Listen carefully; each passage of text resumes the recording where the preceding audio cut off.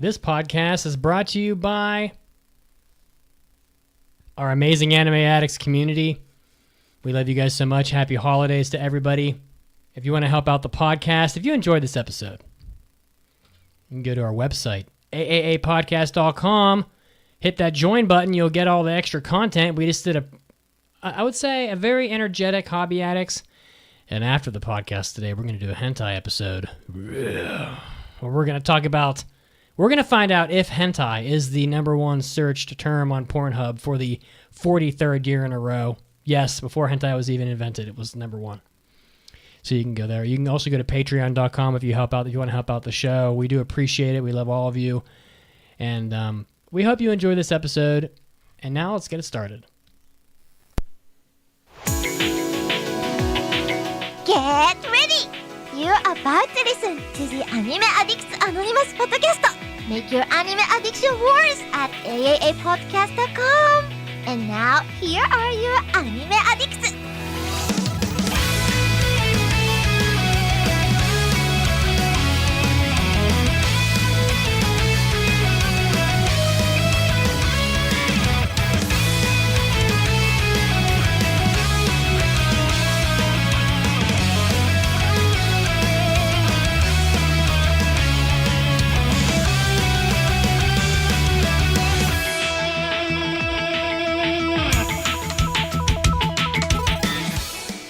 Welcome into the 758th episode of the Anime Addicts Anonymous Podcast, where our sole mission is and always has been to make your anime addiction worse. We are broadcasting live on Twitch.tv and YouTube. If you want to check us out, you can do so Sundays at 5 p.m. Eastern. I am your host, Mitsugi, and I am joined by, she is covered in chocolate chips, her pancakey flesh. It's Pancake. How are you? Hi, I'm doing wonderful. Even better because I'm with two very sexy men, Andrew and Raggedy Doctor. Hi, boys. Hello. Kicking ass and taking names. Well, I'm just taking names. What's up? Though that intro implies that one of the three of us is not sexy. Well, when Andrew was in the Hobby Addicts, I had to observe the man is cheeked up. He does not skip leg day. It's very impressive. Oh, I have great legs, by the way.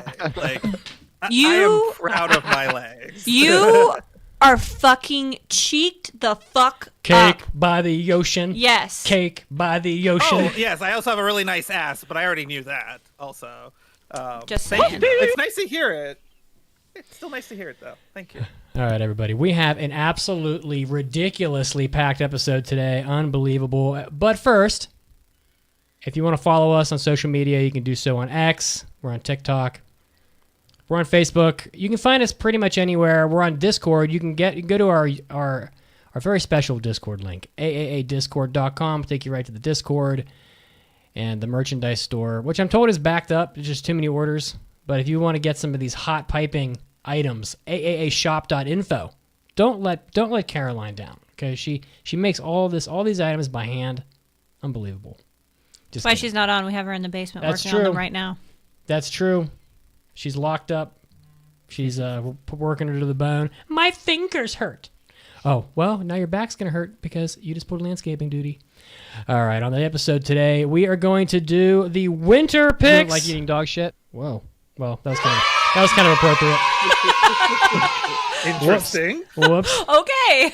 The children love eating dog shit. We're going to do the winter picks. We got the whole rundown, all of our selections from the winter 2025 season. We will be revealing from top to bottom what our selections were. So what anime was number one on the list? Well, by God, you're going to have to find out just in a bit. We're also going to review the two core, very shonen, golf anime, Rising Impact, which I am sorry that I put you both through, but I really didn't think it was that bad. But Oh, we'll circle back to that later as to whose fault this is. Well, and here's the best part. He said both of you because he told me not to watch it. You were never going to get through it. Listen. He was like, Don't watch it. You'll hate it. Listen, Mitsuki's mom came in town. She's still here, and Pancake was not getting that 26 episodes watched in 1 week. I It was also not hurt fucking my happening. back cleaning a drain, so Yeah, it's she was. been a week. Yeah, she was pulling landscaping duty. That's right. yeah, that's right. She didn't knit those quilts quick enough. And we're also going to talk the Sonic movie, which we will begin with a debate about whether or not it is anime. So we'll get to that. We'll get to that in just a second. But I'm not even going to ask you. It's time for big news of the week. Oh, 大ニュースです. It's time for big news of the week. Can you try to do that voice for me, just like her, real quick? Me? I want you to say what she just said in that voice. Ooh. Let's fucking go! How did she do it? She goes, Whoa! Dai news desu! It's time for big news of the week. It's just like that. Shut the fuck up. Oh, you like that? Okay, thank you. All You may right. proceed. So all of us went really, really fast yesterday. The Sonic movie. So okay, here we go. Sonic the Hedgehog. It's got multiple anime on my anime list. Is Sonic the Hedgehog anime? Sonic the Hedgehog is anime. Sonic the Hedgehog, the movie, is not. Correct. Are you sure? Yes. Point. Aren't there a whole lot of Japanese people in those credits? As So? probably the loosest on our previous discussion on this as to what qualifies as an anime. I feel like if I don't think it's an anime, then we're really stretching it. I'll put it this way. When it goes to Japan, then it's anime. So the Japanese version of this movie is anime, because that's what they'd call it. Probably not, but I'm giving you a bone. That's like trying to say that this new Mufasa film is a Disney animated movie. Okay. When they're fucking real-ass looking lions. though. Is it a live action of anime? Is it a live action adaptation of an anime? Yes. Yes. Perfect. That's great. So the movie came out, Sonic 3, and Pancake and I don't know if either of you saw it yet, but Pancake and I Not both yet. saw it yesterday. It's doing really well. It's not the highest grossing of the three yet at the moment, but it could be. It did 62 million in 2 days in the U.S., which is pretty good. It's quite far ahead of Mufasa, which I think everybody seemed very surprised about, that the Lion King would not be able to keep up with Sonic, but Mufasa, it only did 35 million. It's not grossing quite as much as the second movie, but it's better off than the first movie was. And I personally think that this was the best of the three Sonic movies. I think that narratively it was the best. And Shadow is so good in the movie. He's so good. And That makes me excited. That makes me. I haven't seen this yet. I loved the first two, and I love Sonic Adventures 2, the video game with Shadow in it. So I was super pumped for this. So Did you hear that? Good. It's great. Sonic Adventure 2? Yeah. Did you hear that? I'm not the only one. An escape from the city. We'll make it through. Yeah, you'll love it if you like Sonic Adventure 2. It is very, I don't know, it has kind of that vibe for it. It has a little bit of outer spacey stuff too. Yeah. So I'm Yep. sorry, It's hold just- on. I don't get the Sonic Adventure 2. It's a video game that features Shadow.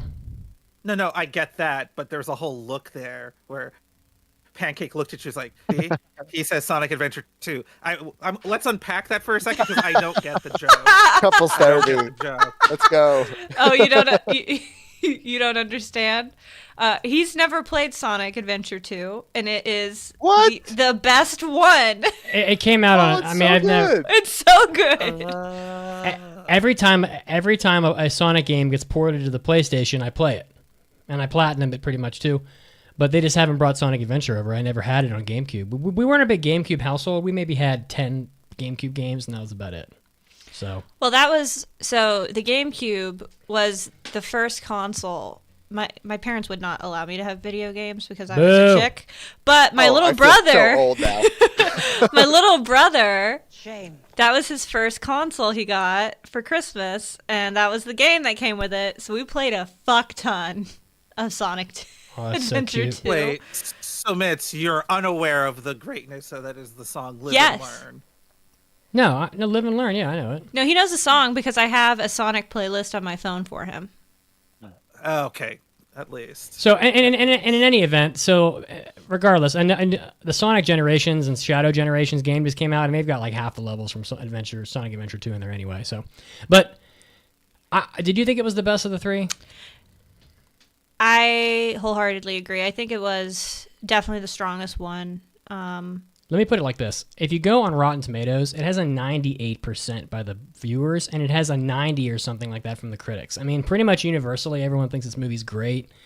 Well, and we went with a group of 5 people. That age ranges from, 28 to 76, right? Yeah, my mom's 76, yeah. Every single one of us, of the 5, loved the movie and thought it was great and can't wait for the next one. Yeah, it's got an 86 from the critics, 98 from the fans.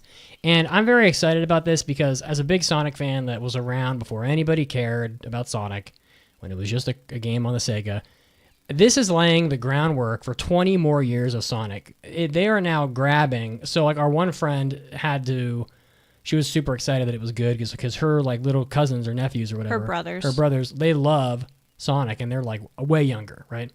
They're kids. They're 10. They're 10. They're little kids. So this is paving the way for 20 more years of the franchise. You're going to get a solid fan base for both Gen Alpha and Gen Z. You're going to get better video games because this is a cash cow now. They're going to have better video games. You're probably going to get more Sonic TV shows. And the movies are getting some serious pull with actors now. I mean, Shadow was voiced by Keanu Reeves, which is pretty cool. I didn't think his performance was overly great. But it's Shadow. He just has to sound emotionless and brooding. And I think Keanu Reeves has a perfect voice for that. Yeah, he did good. He did a good job. I thought this was Jim Carrey's best of the 3 movies. He was very heavily involved in this movie. Robotnik was more of a main character in this movie than really he's ever been.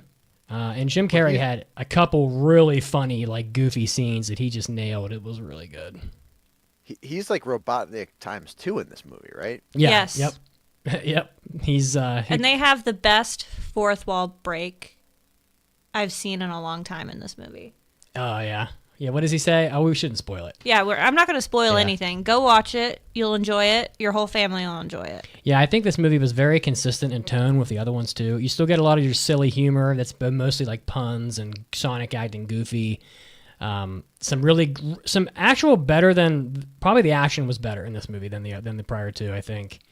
Like I said, I think Jim Carrey was his comic relief was better, I think, than in the prior movies, and I thought the opening was great too. Like the second movie had a great opening where he's like disassembling the car or whatever as it's like driving, and in this movie there's a pretty good fight scene between Shadow and Sonic and Knuckles and Tails, and it starts right at the beginning, and yeah, it was it pivots from like a silly scene with Sonic, Tails, and Knuckles camping to a full-on like battle with Shadow in the span of just a few minutes. And I don't know, the pacing was very strong. And Knuckles is great. Oh, and don't walk away before the credits are over, because they're doing the Marvel thing now, where like they'll put like a 90-second video in there to teaser the 4th movie, which is happening. And the crowd went crazy during the snippet for Sonic 4 that was at the end of the movie, because a character was revealed to be in Sonic 4 that I won't tell. 2 characters really. I won't tell you who they are, but people were very excited. I have a guess. I have 2 guesses. I guess I have not seen it. I have no idea what you're talking about. Do you want one of them? I will just simply raise my finger up if you're correct. Nope. Nope. Do not even do that, because we don't want to spoil for any of the listeners. That's true. Oh, yeah. That are watching. They can see this, and this is live. So no spoilers, but I do want to throw out my guess to prove my superiority. I'm going with it's Rouge the Bat and Amy are my 2 guesses. So you think they're just gonna like burst in girl power style? That's my guess. I mean, it's a while that Amy and Rouge haven't shown up yet, but then again, they did trickle in Knuckles, and then they did trickle in Shadow, so... they brought in Tails and Knuckles at the same time, so... Yeah. I like how they're doing it nice and slow. But those are my guesses. I read an article where the director or the executive producer said that he envisioned them... Everybody wants to do this now, and they're all trying to do it with everything, but they said they want to do a whole cinematic universe for Sonic now. The way that they did for Marvel, they want to have TV shows, movies. So I don't know. We'll see.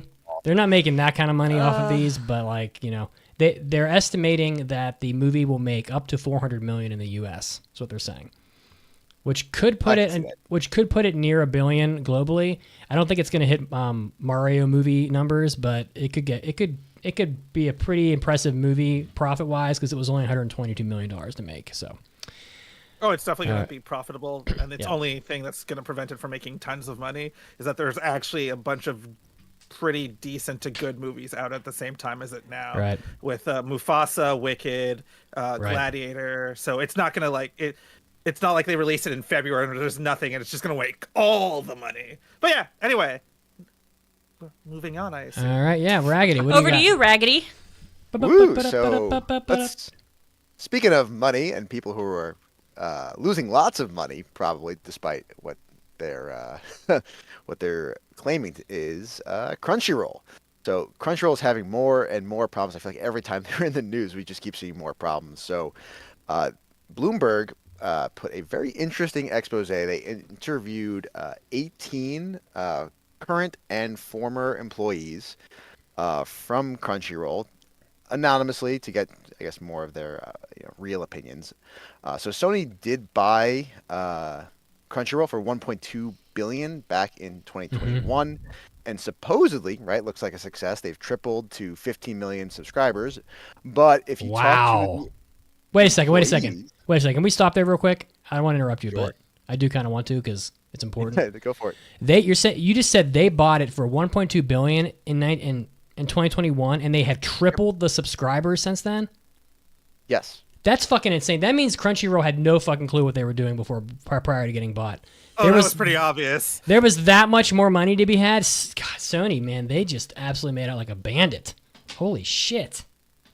Wow. Okay, continue. Wow. Well, Sony was smart in buying Crunchyroll, but the failures start to come in when they merged with Funimation, which we've talked previously about how, loss of these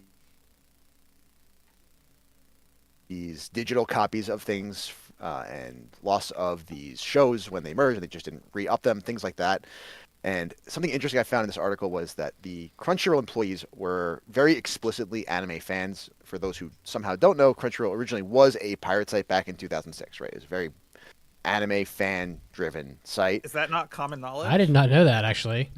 Oh, did you not? Oh, yeah, I don't think so. Yeah, no. Crunchyroll had a really their foundation has always been rickety until the Sony buyout is very true. Okay, yeah.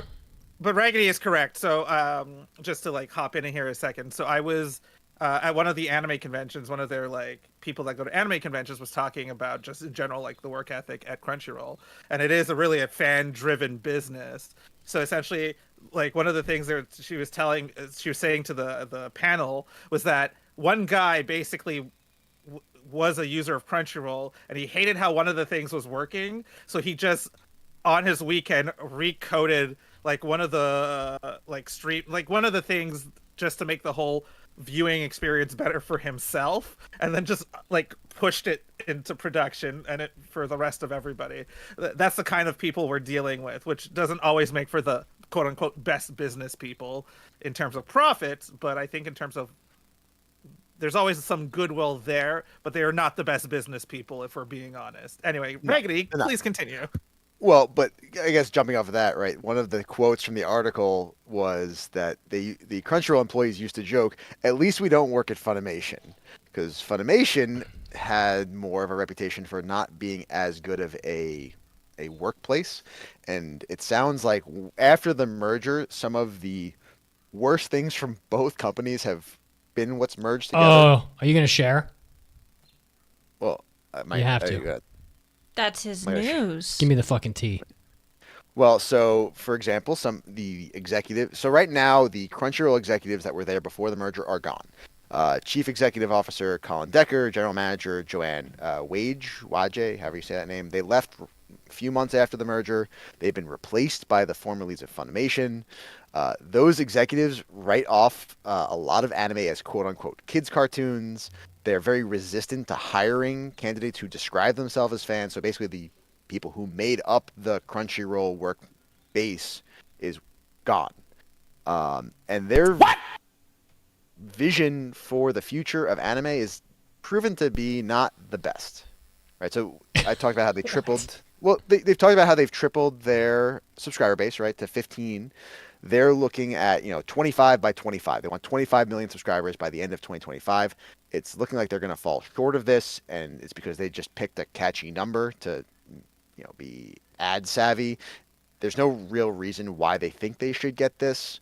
The board of directors wanted it. Some fat cat didn't want to report up to an even fatter cat that he wasn't going to get another 15, wasn't going to get another 10 million. That's how it always is.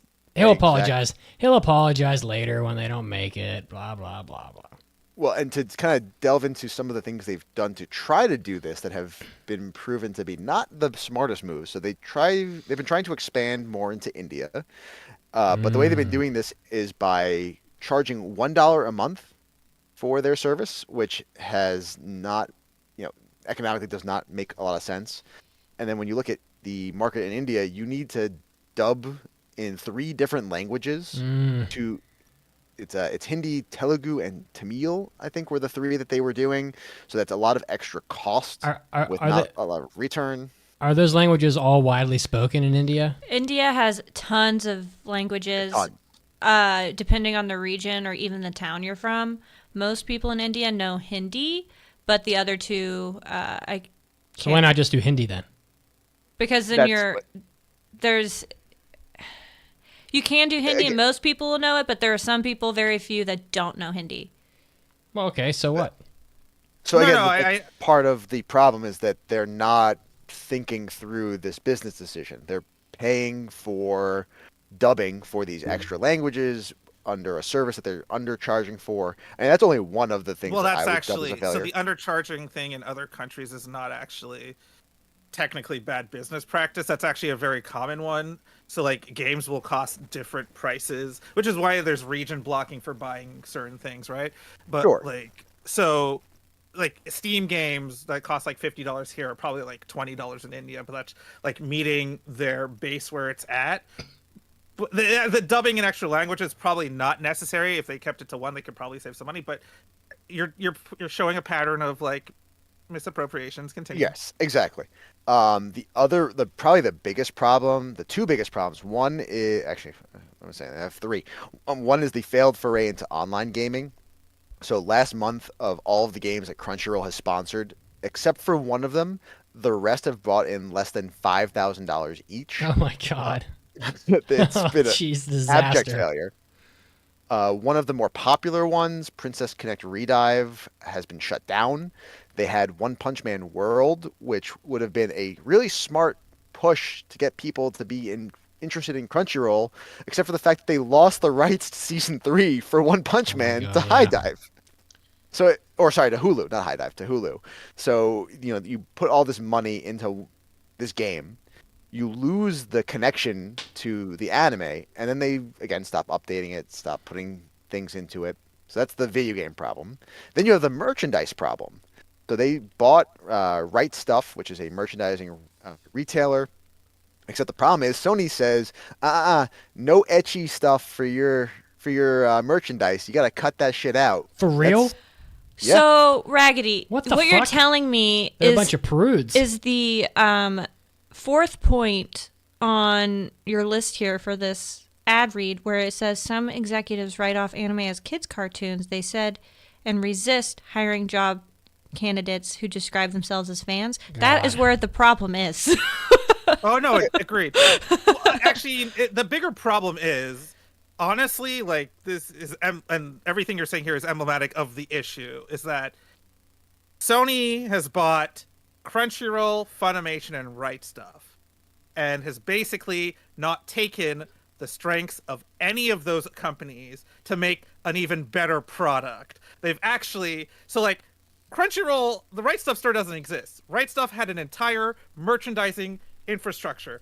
Crunchyroll store was weak on merchandising and that infrastructure, so they have a whole merchandising wing. And what do? They roll it into the shitty Crunchyroll one, okay? Instead of utilizing the much better, much better. And then Right they Stuff took away one. the boobs. Yeah, you on top can't of take that. away. What do you think the anime fans are buying, Holmes?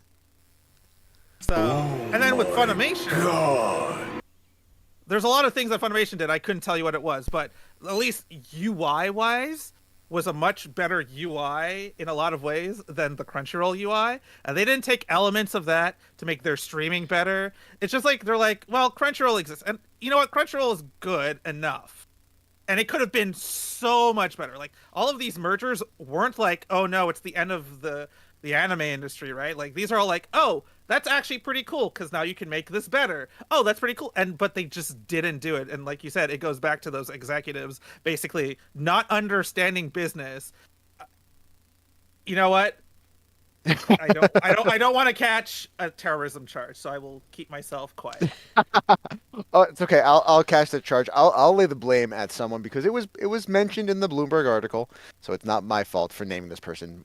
Marcus Girdman has been a point of contention for a lot of these people as a big issue. He is a senior VP over at Crunchyroll. He is relatively inexperienced for anime, like the anime sphere itself. He worked more on like live action Netflix stuff, so he has experience in media, but not so much in anime.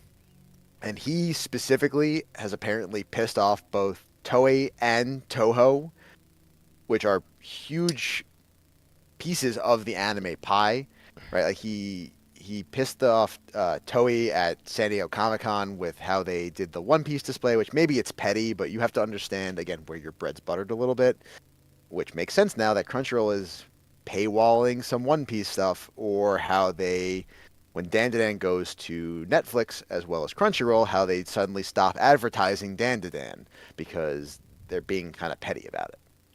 I think we need to get Marcus Girdman some his own personal big tit cat girl waifu. What do you think? It sounds like Marcus Girdman is not going to be a senior VP for very much longer, and he should enjoy his last time being a senior VP. And when you have a name like Girdman, I don't know what to tell you. I hope you get Gerd, I guess. I get Gerd. But that's it. That's what I got. What if we're pronouncing it wrong? What if his last name is actually Gertie Man? Does that make it better? It makes it funnier, that's for sure. Look at Marcus. He's such a Gertie Man. I just can't imagine them saying that like anime merchandise can't be adult in nature at all. Like there's no ecchi merchandise. I mean, everybody knows that the ecchi anime figures sell for like 10 times what the regular ones do. Do you even figure Bukkake? I mean, come on, honestly. Well, how can you piss off Toei? That's a big Sony mistake. gives a shit. Oh, actually, that's not as hard as you think, honestly. Sony doesn't give a fuck. I know, but like, I feel like all he'd have to do is like do a good display and kiss some ass. Oh yeah, it's actually easy to lose favor with Japanese companies, in my experience. Kiss ass. Well, I mean, you've got. I mean, I'm going to presume, but you've got an executive at Crunchyroll talking to a Japanese company, and maybe they don't understand all the cultural stuff that they need to be aware of when they're doing business overseas. But you would expect that they would know because they're in the business. But we got to move on because we're really fucking long today. Sorry, mine will be quick. Good article, because it's just an announcement. Dawn to Dawn second season announced for summer 2025 and will be starting in July. Yay! To no one's shock at all. We're not caught up, but it's so good. It's so good. All right, and Andrew? I haven't watched it yet. So my bit of news, and I don't know if this is in the news break also. It feels like it might be, but I am still going to say it anyway. It's not. Adult Swim is ending the Toonami Rewind block, not Toonami in general. That's still happening. But the Toonami Rewind block was essentially a block that they created to do, I think it was like Monday through Friday at like 5 to 7 p.m. And it was just showing all the shows that were before the Toonami reboot back in like 2012. And this ran for a couple of years, I think, or at least a solid, what was it? It feels like it ran for a couple of years. It ran for a couple of years. Anyway, it was fun. They were showing Naruto, Sailor Moon, Dragon Ball Z, but the Kai version. But yeah, it feels like if this is happening, it might be that they're trying to preserve Toonami, but it also feels like there's a chance that we might not have Toonami in 2026. So keep watching Toonami, guys. I can't because I'm in Canada. So, but yeah, and I have great memories of it. So of that original Toonami block whenever I visited the United States. So yeah, it's unfortunate, but hey, here's hoping that they're doing it just so that they can keep Toonami running for much longer. But who knows how much longer that will run, given what happens. But everything's a cycle, so maybe we'll just another 10 years get another good April Fool's joke. And that is my news. Toonami was my childhood. Yep. Yeah, me too, for sure, 100%. God. For a lot of people, yeah. Mm-hmm. But it hasn't been really. I don't know. Has Toonami ever really been the same since when you raced home at 4:00 or whatever from school and plopped down in front of the TV for 2 hours or whatever? Like, no. That robot Probably man not. had such a nice voice. Tom, Steve Tom? Bloom. Tom the robot. He means who knew Steve Bloom has a nice voice? Wow. I That don't man know could who talk you that out. is. You do too. Steve Bloom would talk you out of your panties. Don't talk to me about my panties. I don't even have panties. Not anymore. Steve Bloom took them. Yeah, they're gone. All right, let's do our winter shows. So we have done our selections for the winter. This takes a very long time, and I can already tell we're in big trouble. No, we got this. So I think we just need to rotate through these and blow through them. So I'm assuming the ones that you highlighted in pink you're going to pull up for me. they're literally all the ones you picked. So I figure those are the ones I'm covering. the way that this works, guys, is that we will be announcing all of these. We will do an impression on every single one of these. We'll watch 3 episodes roughly of each of them, and then we'll decide if we want to do a review on them or not. Most of them won't get picked, but in the end, we will try to pick the best shows for you. So the first anime is Meidaka Kuroiwa is impervious to my charms. Pancake, this was one of your picks. I picked it because it had a cute picture on the front. That's it? Yeah. I looked at the genres and it looked more up my alley and it had cute characters. Well, it's a high school anime. It's a high school rom-com, so Yep. I'm going to thank you. We're starting off really great. So, you better watch out.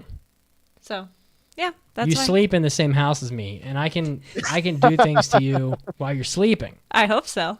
Wow. But yeah, Oh, no, my. that's literally it. It basically, Do you even know what this anime is about? I read it, but I couldn't tell you. It's just some, teenage character antics rom-com situation. I skimmed it. It's about a girl who's like irresistible to almost everybody. Then a guy joins the school who's impervious to her charm, and she'll be like, "Oh my god, I want him because I can't have him." Blah blah blah, and then they won't do anything. They won't. Yeah, it's not going to go anywhere. It's just going to be fun to watch. Yeah. Okay. And next up, I'll take this one because I will. I'll take the bullet for my fellow Shonen Showdown co-host because this was a Lady Emery pick.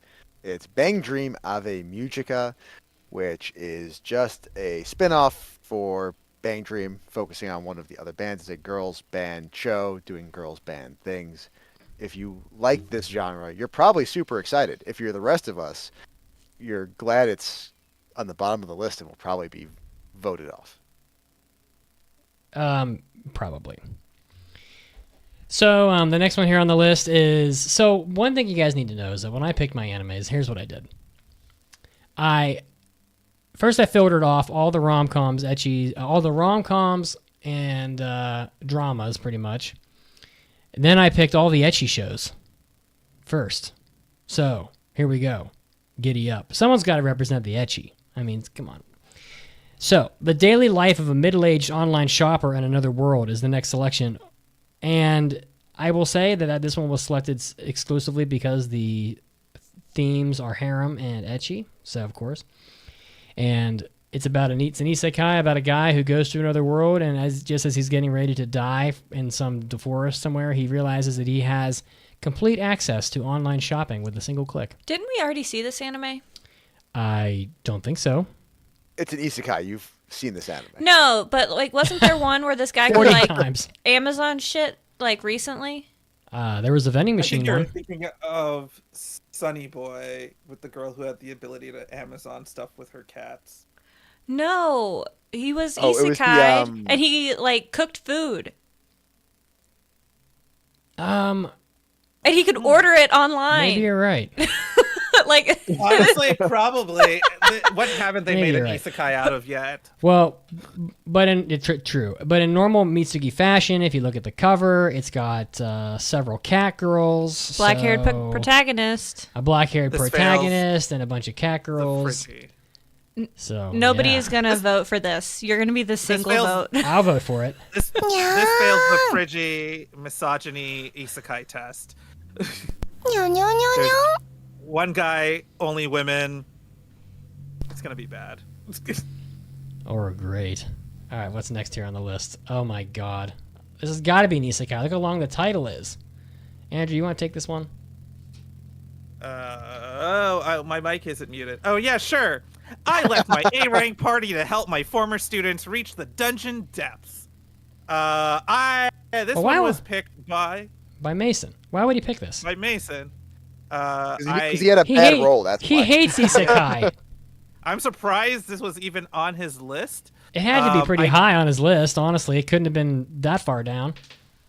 Yeah, I can't even find it on my anime list, to be honest. So I couldn't even tell you what this anime is about. It's probably about a person who. It's about a red. It's about a red mage who left his adventurer A rank party. Oh, I found it. After he's being mistreated as a handyman, which we saw already before in an isekai, and ridiculed for years. He just leaves, and so he starts But he's to live also like. the strongest ever. Yeah. Also fails the Andrew misogyny isekai test. So it's probably going to be bad. Yeah, he's a red mage and discovers that he has extraordinary magic and skills. But Mason had this. Where did Mason have? I don't even see this on Mason's list. That's got to be an error. Mason, wasn't his role before last? I don't know. I think think Mason I played was some last. games. I think Mason fussed with this document a little bit. Oh, this is this is an outdated one. Why does my That's fucking fall 20. You yeah? gotta go This to a computer different tab. keeps like bringing up the wrong fucking thing. I'll put it this way. This It was isn't number 6. He picked exactly- it number 6. Come on, Pretty Mason. high up. This Whoa. is not the strongest season for anime, if I'm going to be honest. So I feel oh, like come on. I feel like by the time he filled out his list, so many things were put down that it didn't matter what he put, and I think that's how he filled out his list. But I'm just mind reading Mason here. He so don't hates take my isekai word though. for it. He hates isekai. I think So he just funny. didn't care. I think he put down whatever because everything else he wanted to pick was probably already. So he gonna was pick. so he was like, these 3 I really want, and then just random. That makes Probably that makes that's sense. more or Probably, less what yeah. I did. Also, Oh come on! I yeah. I at least put the Iku succubus hentai on my list. Come on. all right. Iku. Oh well. Raggedy, the next one is you. That's right. Come on, don't let Number us down. 17.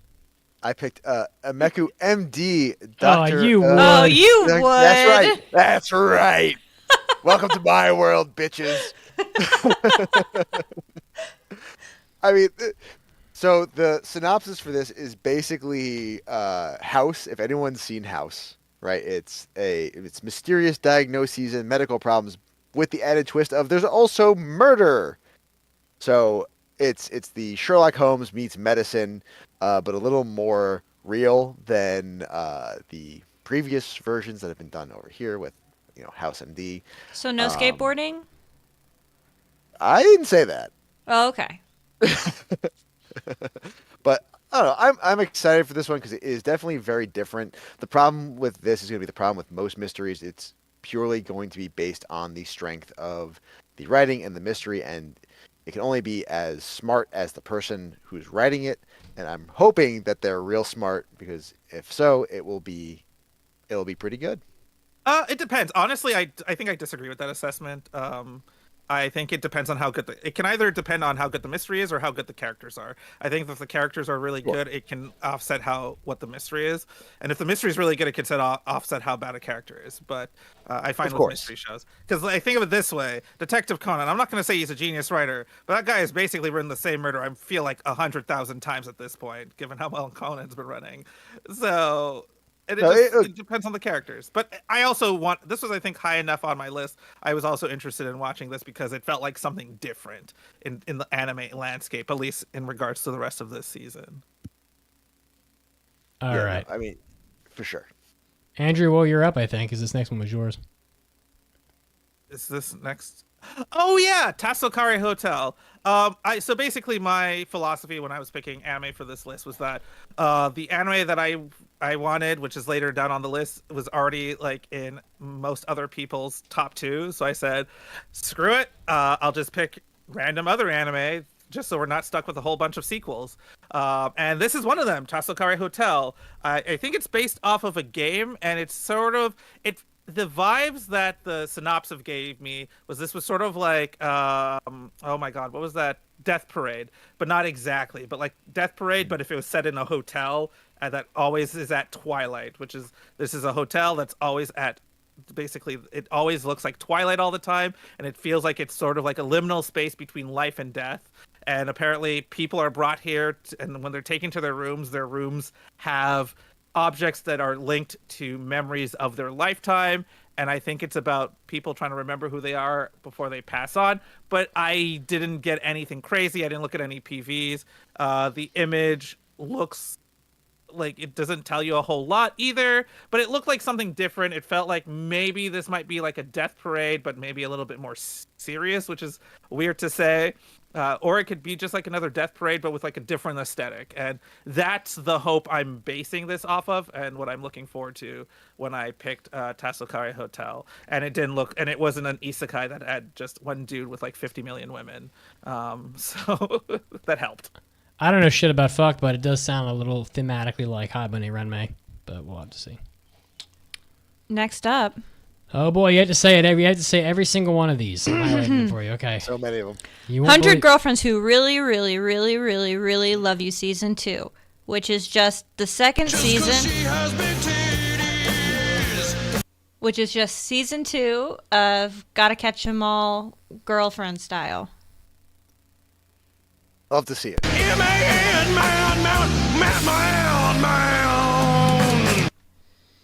Mm-hmm. But in this one, didn't they actually like get kind of aggressive with him? Is this the one that had the episode about the pool where they were like... Yes. Yep. And like, the mom. Oh, yeah. And the mom. Man, this trashy ass comedy gets closer to romance than any of these other romance shows. It's get in there. rom-coms Yeah, don't this is how it goes. You gotta get in there. Ecchi and shoujo will have romance. Rom-coms will not. That's just how it goes. Well, some people would say, "Oh, but the romance isn't just the sex," and I'd be say, "Yeah, but like you have to at least acknowledge that you like somebody to have romance."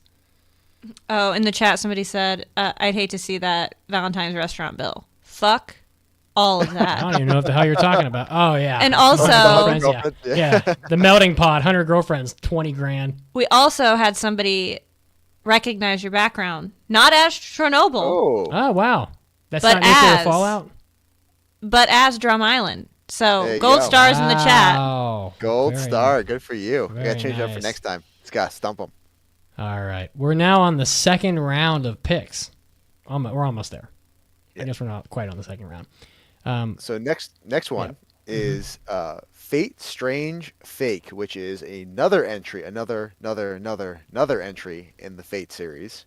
I actually watched both the episode 0 and episode 1 of this. Has anyone else watched this yet, or just me? No, of course not. Fuck no. She said, "Fuck no." What? Wait, what? Wait a second. Why fuck no? You're saying you don't like Fate? I have never watched any Oh, Fate. you are. Do I have a newbie button in here? Where is my newbie button? Little babe in the woods. Where is it? I don't have one. Okay. So Fate Strange Fake is a spin-off from the Fate series. Same kind of holy grail war shenanigans that they always come down to. It looks cool. The action scenes are going to be great. It's going to confuse the shit out of you because that's what they all do, but I'm still here for it. So I am excited, but I don't know if it's going to necessarily be worth a pass. We'll see how the rest of the season shakes out. Our next one's definitely going to pass. No, it won't. I'm going to pass it. No, not if you want to remain married. Well, you know what? Maybe it could teach us something, because our next one on this list is My Happy Marriage Season 2, which is Bland Girl. No, God! No, God, please, no! No! Bland Girl with supernatural powers. We found out at the end of season 1. Is she gonna wear that super fucking? hot Is man? she gonna wear that fucking blue dress again? Hell yeah! You're never gonna keep this man in that blue dress. But we got season 2 coming. We're all going past it. We're all going like it. I tell you right now, you ain't coming in here in this club with them shoes. What's wrong with my shoes? More blue dress, please. No, we don't want the. Why would Netflix want this to be made again? Because we like it. Literally everything gets a second season except the Cowboy Bebop show and Velma. Everything. No, Velma got a second season. Oh my Velma god! got a second season. How? It had like a 1 on IMDb. It had like a 1. It got What? hate watched. It got hate watched into a second season. What? Yep, it What? sure did. Oh my god!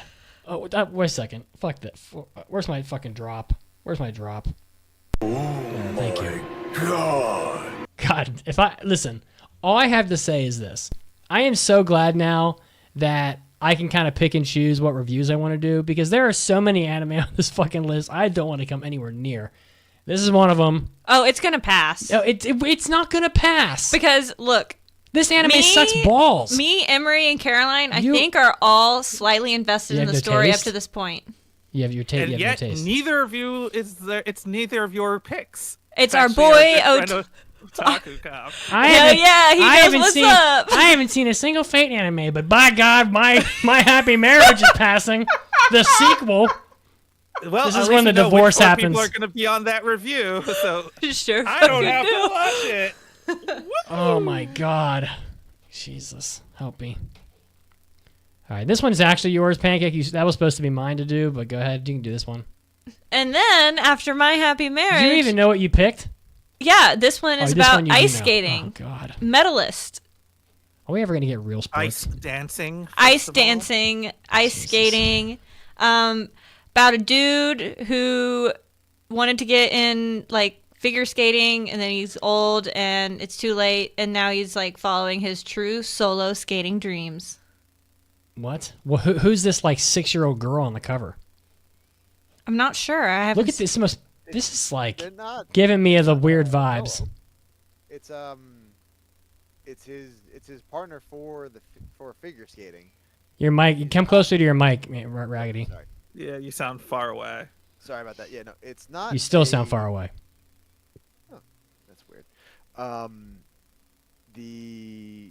Let me see. Why does this little girl in like the leotard look like she is younger than she's about as old as a character from My Neighbor Totoro? But she's She is probably like 10 years old at most. but Pancake said it's about a man trying to live his dreams of being an ice skater or some shit, and then all I see is this little girl. I think he's skating with her, but he wanted to be like Yeah, I a bet solo skater. Mm-hmm. Yeah, he wanted to be a solo skater, and then he said, "I can't resist them 7-year-old thighs." Well, so I think the main character is so he's the coach, he's the main character, but it's to help her get a medal. Oh, okay. She's coaching her. I don't know. Look, That's what I got the impression of. 'Cause, The synopsis is not very good. I don't want to be a hater, although it is a lot of fun. But can't we get some like sports anime about sports that people give a shit about? I like skating. Do not even have the argument with me that anybody actually gives a fuck about ice dancing. People I love will it pull. in the I will Olympics. bury you in statistics. We like to watch Well- look. It's got to be maybe 30th, Summer Olympics, we like 30th to watch globally. the freaks flip, and in the winter we like to watch the freaks skate. Yeah, for one day, and then Well, the hold rest, on, and then hold the on, other hold four, and then the other 300 and the other 365 days times 4. Literally, no one cares. It's not going to be Yuri on Ice, but let's just remember Yuri on Ice was a thing that existed that took the whole world by storm. Let's just be honest. Are you saying this is And the new nobody Yuri ca- on Ice? No, it's definitely not going to be the new Yuri Are on you Ice. sure? They are. Yeah, they are too young and they are not sexualized. And they're so that is no sexy not gay Yuri on boy Ice. butts in the onsen this time? These are little girls. No, it's not going to be. Are you Yuri on sure? Ice. I'm very sure. I really hope so. It's I not really- gonna be Yuri on Ice. You know, I was just saying Yuri on Ice as a counterpoint to Mitsuki's argument before we could. I mean, agree. Yuri on Ice for an anime that everybody loves so much, you sure didn't get a whole lot of content. That's because of poor management Of of the companies, and they were afraid of gay stuff. So I wonder if like Yuri on Ice was basically like a cult hit in the States and everywhere else in the world no one cared. Oh no. Oh, okay. The executives are the ones who ruined Yuri on Ice, right? They kept on pushing it out. It's the company that ruined it. They're not like KyoAni that was like, we're okay with our gay boys, aka free. So anyway, but we should move on. Yes, indeed, yes. I'll take this one, I guess. This next one is another anime I have absolutely no interest in at all. It was picked by Lady Emery. What is Lady Emery doing? Picking shows she loves. She's smoking that ganja. Yeah. Well, me too, I wish. But the Toilet Bound Hanako-kun Season 2. An anime that I already saw Season 1 of and gave it a very mid 3 out of 5. It's coming back after a while. I mean, it's been 4 years. A little longer than 4 years. 5 years since this one came out before. But it's back. The story about the mysterious ghost that lives in the Japanese toilets of high schools, I guess, the urban legend. So, Hanako-kun, the ghost of a young girl who haunts the school's bathrooms. So, fantasy, supernatural comedy show coming your way. I thought he was a ghost. He is. You said she. Well, Hanako's a girl. Okay. Yeah, that means flower child. Oh, okay. Well, that's nice that you know that off the top of your head like that. Well, of course. Yeah. Oh, wow, Do you even shaberu the Nihongo? Oh my god. Hana is flower, Ko is child. Exactly. See, I'm taking you to Japan in like 4 days, and you don't even know that much. True. How the fuck am I going to get Sumimasen. Yeah. Sumimasen. You're just going to guide you. Watashi wa Andrew des. She's just going to gaijin smash her way through customs. All right. Sumimasen. Oh, okay. All right. This next one is actually one of mine. And so this is so funny, right? So I'm picking these shows, and I go, I'm going to pick all the ecchi shows. So I do that. And then I said, I only got a few because there aren't really that many ecchi shows. So then I picked every show that had cat girl in the synopsis. And I get Behei Neko, the elf girl's cat, is secretly an S-rank monster, or in Japanese. Do it in your girl voice. I'm not doing it in the girl voice. Do it in the girl voice. No. Why? S-rank monster no behemoth dakedo neko to machigawareta elfu musume no pet toshite kurashitemasu. I didn't want the JoJo voice. I wanted the girl voice. Degozaru. Yeah, okay, so after dying in a fight against forces of evil, a knight is shocked to discover that instead of being reborn as a hero, he starts his new life as a behemoth, one of the most powerful monsters in the world. The only problem is that a baby behemoth looks an awful lot like, wait for it, an adorable cat. And from what I saw in the trailer, gets paraded around, wedged in between this ridiculously busty elf girl's tits, whose name is Aria, and her tits are titanic. Look at them. Look at this. Look at those mammaries. I like that they put the buttons on her shirt where they place them. I mean, yeah. Yeah, that's why I picked this. That's why I picked it. I admit it, okay? But you complain about how the One Piece characters are built. Look at this motherfucker. This character is unbelievably typical of anime compared to One Piece. No. What? Look at that waist to tit ratio. What? That could be Nami there with a wig on. I saw a One Piece character today with 3 chins, all done out in like little points like a fucking upside down mountain. Oh yeah, Frankie, and you're going to tell me that is more normal than this shit? This is just a big-titted elf girl. Yeah, but she got proportions like them One Piece girls. She could be a One Piece girl. She could go sail the seas. Are you especially shocked by seeing big tits in anime? The Crunchyroll executives are. You'll never see this thing sold. Yeah, this won't be streaming. This is a high dive anime right now. Sugoi Elf Opai. Thank you, Sujinther. That's very nice. That was your contribution for the day. When I die, I hope it's being smothered to death by this elf girl's breasts. There, I said it. So Mason's next pick Yes. Yes, Mason's next pick. Oh god. So Mason's next pick is Flower and Ashura. That's a pivot. It's a pivot. It's about a girl who lives on a small island who likes reading to the island's children. Very wholesome, very different than the last anime. God, why does it could anything sound more boring? A girl lives on the island and reads to the children. Oh, good. That's what I want to watch for 4 hours. Andrew's yawning already. Exactly. God. Andrew's just ready to take you out back. Is there more to that? Like the stories come to life and start ravaging the island or something? No. Her grandpa dies. Oh my god. She joins a broadcasting club and no first with her broadcasting club members. Very it's very cute girls doing cute things. It sounds like. Okay. Wait, what? That is very Mason. That is not. I don't think that's what it is. It says it's seinen. It says it's a drama, but I read that description and I don't know what else to make of that. Look, I'm just making fun of everybody today. And in fairness, Mason didn't get a good roll. He rolled a 3 on the D20, which is not good. I'm pretty sure I stole one of his top ones. Well, so Mason, second worst roll. It was that was the worst. No, you had a 5, Raggedy. You had a 5. Oh, okay. Second worst. Yeah. Okay. So yes. So yeah, this was number 4 for Mason, but yeah, I think I'm just gonna say, in Mason's defense, he probably just picked this one randomly because, as you said, Andrew, so many of these anime don't look too good. Honestly, this probably might be a sleeper hit. I feel like I'm more linked. I'm surprised I missed that one. I might have put that on my list if I had seen it. I don't think it's that terrible. By Studio Bind, the studio that has pretty much only done the reincarnated as what the fuck show do we? What's that show with Rudius? What's that? It's Jobless Reincarnation. Yeah, Jobless Reincarnation, which Mason also hates. I love you, Mason. Long time. All right, what's next? So next is one of my picks. This is Can You Keep a Secret? Which is a rom-com, but in a twist, this is a couple that's actually a couple. At the office, right?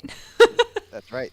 The com of the rom-com is that they are trying to keep their romance a secret from their coworkers, but they are so goddamn in love / horny that they get into all sorts of wacky hijinks that might expose their secret relationship. Like making out in the bathroom?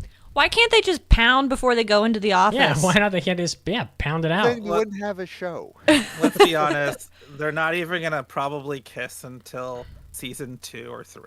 So. They kiss Andrew. in the trailer. Do they kiss in the trailer? Oh. Blaspheme. That doesn't mean that's in the anime. That's surprise. just there to throw you off. Okay? I am hopeful, okay? I am hopeful. I want an adult. It's a rom-com about adults who are in a relationship, so I am hopeful.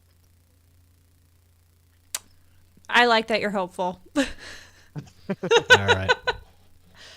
I can't wait to see the scorecard for this season with everybody on there.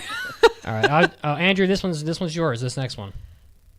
Yeah, so I chose The Red Ranger Becomes an Adventurer in Another World. So essentially... So many isekais. This one feels like it's going to be a little... Well, this one passes my misogyny. I was about to say, does this even fucking pass your test? Oh, yeah. Like, half the image is not women. It's a guy. There are multiple guys on this.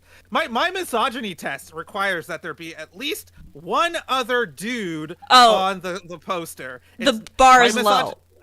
Oh, it is low. Like, if it's just one dude and only women, that show is most likely going to be terrible. You but know if what? There's at least one other dude, there's a chance.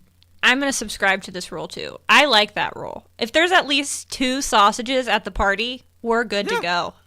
Yeah. The 2 sausage rule. Yeah. Minimum 2 sausage rule. We once upon a time we had a rule like that. It was something like if the ratio of female characters to male characters is more than like 4-to-1, you're gonna have a terrible anime or something more like that. often than not, yes. The 2 sausage rule. Yeah, I like it. Yeah. Yeah. The Andrew so two yeah, sausage roll. So this wraps in a few things I like. So it wraps in Super Sentai. Super Sentai. I was gonna say if you're gonna do it a third time. So Super Sentai, which is Power Rangers for people in the West, when it's the original source material. So it takes in like that hero show and it moves him with his powers, and it looks like his robot to an isekai, and then playing with that world. So it's taking like one fantasy world and moving it to a different type of fantasy world. So I think that there's a lot that they could hopefully do with it, and I feel like they might go with a lot of the over-the-top ridiculousness of it. I find like when they bring a lot of Super Sentai or like Kamen Rider or Tokusatsu hero shows to an anime medium, they tend to do more interesting things with it in that medium, and that tend to be more meta or satire-y with it. So that's why it was one of the pretty much high on my list as well. I think I put that as my number one pick. Because, well, a few of the other stuff was already going to be taken for sure, but I also wanted to, this looked like it would be fun to watch. And obviously, I'm the Super Sentai guy of this podcast, obviously, now, so I obviously. Have to pick it. Sentai just sounds like a dirty word to me. It just means task force. I know, but it just, Sentai just sounds like something very, like... That's because it rhymes with hentai. Get out of here. Yeah. Well, and sensual, sounding, and Thai. I know you're all worked up, but we're going to do the hentai episode later. I'm sorry. I'll try to cool off. Right, we got a few more of these to get through, okay? This next one is, well, I'm just roasting everybody today, honestly. So this anime will probably end up being great because it's MAPPA, and it's going to have a girl boss in it, so everyone will love it.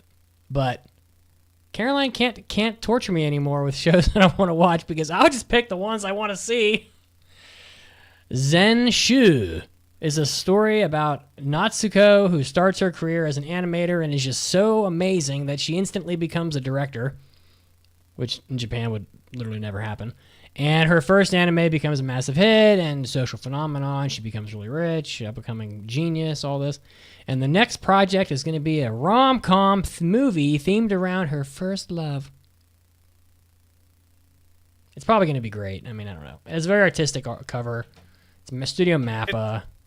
It's MAPPA, so there's a good chance. Yeah, it's probably going to be at least it's gonna look decent. Good. It'll at least look good and be decent because, I mean, they've got their freaking animators chained to desks. It's also an original, which is nice to see. Original. Yeah, I was gonna say you kind of have to have this on your list if you want to support original anime. Yeah, I would say if you want the studios to get any money from the production committees, they're gonna have to do original shows, because that way they own the IP. But this is also MAPPA, who's probably the most abusive studio in the industry right now. I don't know, one of them. So. Well, maybe they won't be as abusive if they get more money. No, they will be. No, they will. Yeah. That was a joke, right? Listen, there's a lot of executives that need a lot of their bonuses paid. Okay. All right. Daddy's got a whole lot of pachinko to play. Okay. So that'll probably be good, but I free the Mario Brothers. I'm probably not going to want to watch it. Who wants to take this next one, which was probably the most. This next one was probably the most demanded show on the list, but I think probably because everyone punted on Solo Leveling. But go ahead and, I don't know, I'm just going to say Andrew. Yeah, sure. This was actually going to be high up on my list, but by the time I got to making my list, pretty much half the people had it at their number ones, and I'm like, well, we're definitely watching this. Sorry, the moment I saw this as, I think it was Raggedy's number one. The moment I saw that as his number one, I was like, okay, we're definitely watching pretty much whatever is number one. We're pretty much watching. Let's go for some shows that are going to be interesting. But this was actually going to be pretty high up on my list. The only reason, and this is Sakamoto Days, which is basically a story about a hitman who runs a convenience shop, if I'm not mistaken. Yep. Yeah, and basically all the crazy characters that come back into his life or through his life from his Hitman days. That's the impression I got from the brief preview trailer I saw ages ago, and it just seems like it's going to be a wacky fun time with some probably some murder at some point, which that's pretty awesome. Raggedy, I don't know, you feel like you have something more you want to say about it? Well, it's Shonen John Wick. How could you not love it? Yeah. So this is going to be, I think this is going to be a fun watch. I'm not gonna say anything, but like I think most people are gonna enjoy this one. I'm looking forward to it because it looks like it's gonna be a stupid fun comedy. And it's done by TMS Entertainment, so who knows? They sometimes turn out some really good-looking stuff and some really not so great-looking stuff from my memory. So hopefully this hits more it looks really good, and it's not like what was that show about the house husband show? Where the house husband? Yeah, the house husband. Yeah, that show. Yeah, where it's just basically an animatic. So I'm hoping it looks like it's gonna be more fun and animated. So Sakamoto Days is gonna be, I think, like a solid show. Honestly, I think it's the highest not sequel on this list, on my anime list as well. So that's also another reason probably why it was going to get picked. So I'm actually looking forward to it as well. So. You know what I'm looking forward to, and speaking of convenience stores, is I am looking forward to the look on Pancake's face after I feed her a potion from Japan. No. Yes, it's happening. And Not you're going to again. drink it, and I'm going to film it, and we're going to put it on the Discord. So You did everybody- that already. You did that once already. For those of you that don't know, in Japan, they sell these little like vitamin drinks in the convenience stores that I like to call potions because they're really small. And they usually don't taste very good, but Japanese people like them, and they do tend to have stuff like ginseng or whatever. He made me drink a Vitamin C. B12 one, and it was like one of the worst things I see. ever tasted in my life. And then I drank it happily and was like, oh, so natsukashi. This is a kono aji, natsukashi ne. Anyway, whatever. All right, so moving on. I think you should grab this next one. It's your favorite. God, what is Otaku Cop's problem? I'm just gonna roast everybody. So this is fucking ridiculous. I am gonna make a phone. Get his ass on the phone. No, seriously. I call his ass. I'm gonna put him in. I'm gonna put his ass in through this. I'm gonna unplug the soundboard. We're gonna hook up your iPhone. We're gonna interrogate him because, damn. Okay, what the fuck? First. He picks My Happy Marriage Season 2. And if that wasn't bad enough, from a Mitsugi perspective only, because everyone else was like, oh my god, I love it. Really? Apothecary Diary Season 2? You want to watch 24 more episodes of this Barney bitch? Her color palette is identical to Barney. She looks like Barney. She's a reverse Barney. Okay. Otaku Cop, this is from Raggy Doctor. Thank you for taking the bullet on this one because I'm super excited for it. What the fuck? You love Mao Mao that much? Yeah. This anime was so boring. I don't know. I had a fun time with it. It's so long. Oh my god, long anime and me. Look. But they don't do anything. To. All they do is talk, and then she goes, oh yeah, I'm 14, but I know everything in the world, so let me just go find this medicine on this mountaintop, and I'll brew it into a tea, and it'll cure your cancer in 5 minutes. This Whatever. was in 4 people's top 2s. I understand that. That doesn't mean I can't roast. No, but this was in the more people's top 2. Actually, no, it's about the same amount as Sakamoto Days. Only because everybody punted on Solo Leveling, but okay. What do you mean punted? No, we were. There's Solo Leveling is the top anime of the season. The game the game has 50 million downloads. I disagree with this assessment. Oh, there's nothing on this list that can even come close. Sorry. I disagree with the reasons I think you're making for this assessment. I don't. Look, I understand that I understand I'm the only one that didn't like Apothecary Diaries, but I am also sitting here on this podcast, and I'm going to talk some shit if I want to. Okay, I have not seen Apothecary Diaries. You haven't seen it? Why would I watch that? You're just fucking. Oh, you just want to poke the hornet's nest. He's just stirring shit. Yes.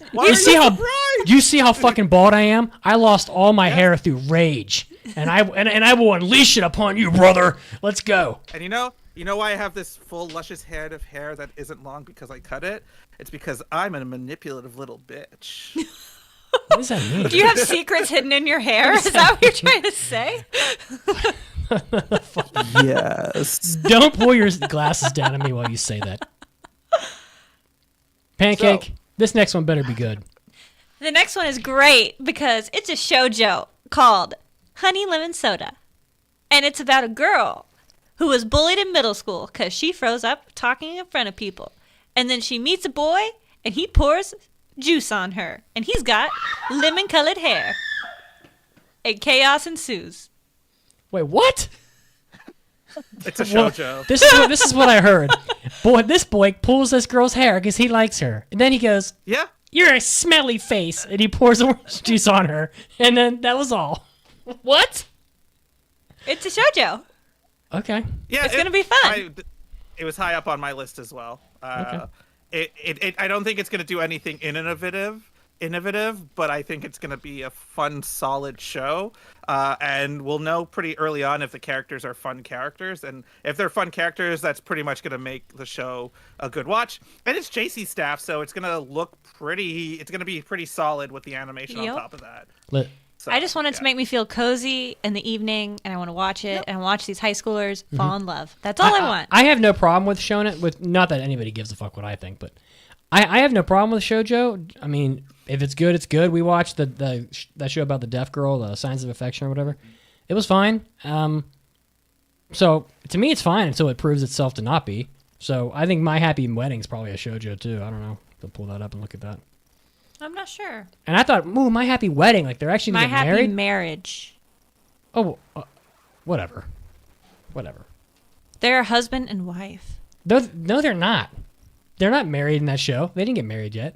I don't think. Yet. Raggedy's looking around like he's I know. thinking, Are they My Happy Engagement? Who gives a fuck? Let's keep going. We're really long. Oh, All right. Honey Lemon Soda. It's got a very cute title. You'll probably love it. I'm happy. All right, great. Anything that makes my wife happy. All right, so this next one is the actual number 1 of the season. And Which is number 2 on our list. which is the number 2 on the list. And it is indeed the number 1 most tagged anime on the list by 60%. So it is on my anime list. But What's number 2 as tagged? Apothecary Diaries, followed by Dr. Stone, followed by Sakamoto Days, followed by My Happy Wedding because Marriage.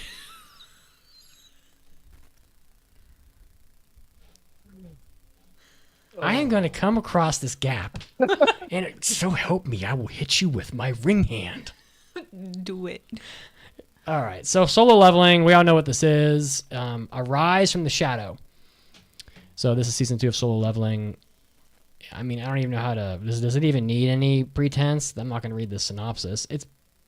It's a very typical sort of dungeon crawly... What is it, based on a manhwa? A manhwa. Yeah. Solo sorry, Leveling season webtoon. 2. Very, very popular. We'll end up watching it because if we don't pass it, the listeners will. There's no doubt about it. And the first season has an 8.3 on my anime list, so you can just expect it. Is high. Yeah. So That it deserves. it was fine. I thought the action towards the end of the season kind of was going crazy. The only issues I had with Solo Leveling was that the power scaling was really quick for only 13 episodes. He went from being a nothing to being like a literal god in a matter of like an hour. And I was like, this is crazy. But I'm still waiting for Reincarnated as a Sword season 2. Where is that? That's what I want. it's coming out It next fucking needs to. winter, I think. I Don't think do it's this to me, Raggedy. It's Where's my- announced. What do you want from me? Next Where's my winter. season 2 of my vending machine, Isekai? Yeah. That's what I want more of. Yeah. Where is season 2 of Isekai Harem in the Labyrinth of Another World? Where is season 2 of Sign of Affection? Bro, it's a show. Get dude. out of here. No one cares. Where's my season 4 if I was reincarnated as a slime? I haven't seen season 3 yet.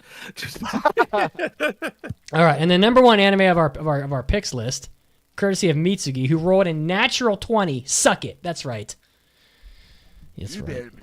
I'm going crazy today. I'm fucking unhinged. All right. Is Bell Blot, an ecchi show by Studio Satellite about a black... Let's see. When the wielder of the black sword draws his dark blade, all who stand in his path, it will be torn asunder. Kurenzel. I love when they put all this like German in here. The mysterious young boy who carries the black sword will battle at the battle end. Only the shocking truth. Whatever. Who gives a fuck? If you watch the trailer, it's a ton of action. It's very broody, very angsty. Lots of hot girls. I mean, what are you shaking your head no at me, Andrew? Studio Satellite. Come on. It's a masterclass in You know, animation. This podcast over the years has set itself up as a leading voice in the industry of anime podcasting spheres. It has this high standard that it holds itself to. Oh, come and when on. you pick when you pick shows like Google Planet, it brings us down to the barrel level. I'm sorry. Listen, someone has to stand. Listen, if I had a soapbox, I'd stand up on it, goddammit, because someone needs to stand up on the soapbox for all the ecchi lovers out there, for all the horny men in the world, for all the incels, for the people who love anime but don't want to admit that they love titties. That's who I'm representing. I will be your champion. I absolve you. See? You didn't see that coming. I think you need to go take a shower. You didn't see that coming, did you? So this is gonna be interesting. But we should probably go to the news break. Well, before we do that, Andrew, it does pass your test. There's more guys. Yeah. It's not an isekai. My test is specifically for How do you? Oh, sorry. Okay. What? That's such a narrow test. There's a lot of dudes. There's a lot of dudes on this cover. This is not an isekai though, so it doesn't matter. My test is specifically for isekais. I see like mostly dudes on the cover. There's only 2 girls. Oh no, a good test, but test for a specific thing. If you test it for too many things, then it just broadens the test and it doesn't make it a good test anymore. It's supposed to be my isekai misogyny test. Is an isekai misogyny test. Wouldn't it be I don't apply it to all the anime I watch. That would be silly. Wouldn't It's it the be IMT. Wouldn't it be so boring if I just put solo leveling and like all the random run of the mill shit at the top of the list, and then the anime at the bottom would have been this anime, but instead it would have been like just some random high school drama number 14. I think I randomly put this on my Instead, test, you too. get Ubel Blot, a wild card, ecchi, harem, dark, brooding fantasy. This could be your next Dark Schneider. Yeah, it could be Dark Schneider. You never know. And with that, we're going to get you to the news break, friends, before my husband goes off on another tangent. I'm sorry. I'm on fire today. Andrew. It's Andrew. I'm just showing off for Andrew, okay? I saw his cheeks, and I saw his cheeks in the Hobby Addicts. The cake was good, and I'm showing off a little. What do you want me to do? It's delicious, just like this in-show weekly trivia question. Which of these names from the King Arthur stories does not appear in Rising Impact? Arthur, Gawain, Lancelot, Merlin, or Percival? Find out after the news break.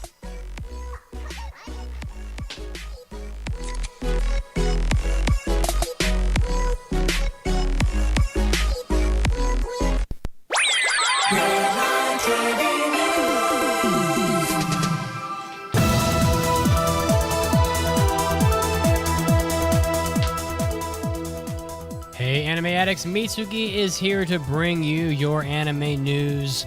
We have lots of new anime adaptation announcements here, including some sequels.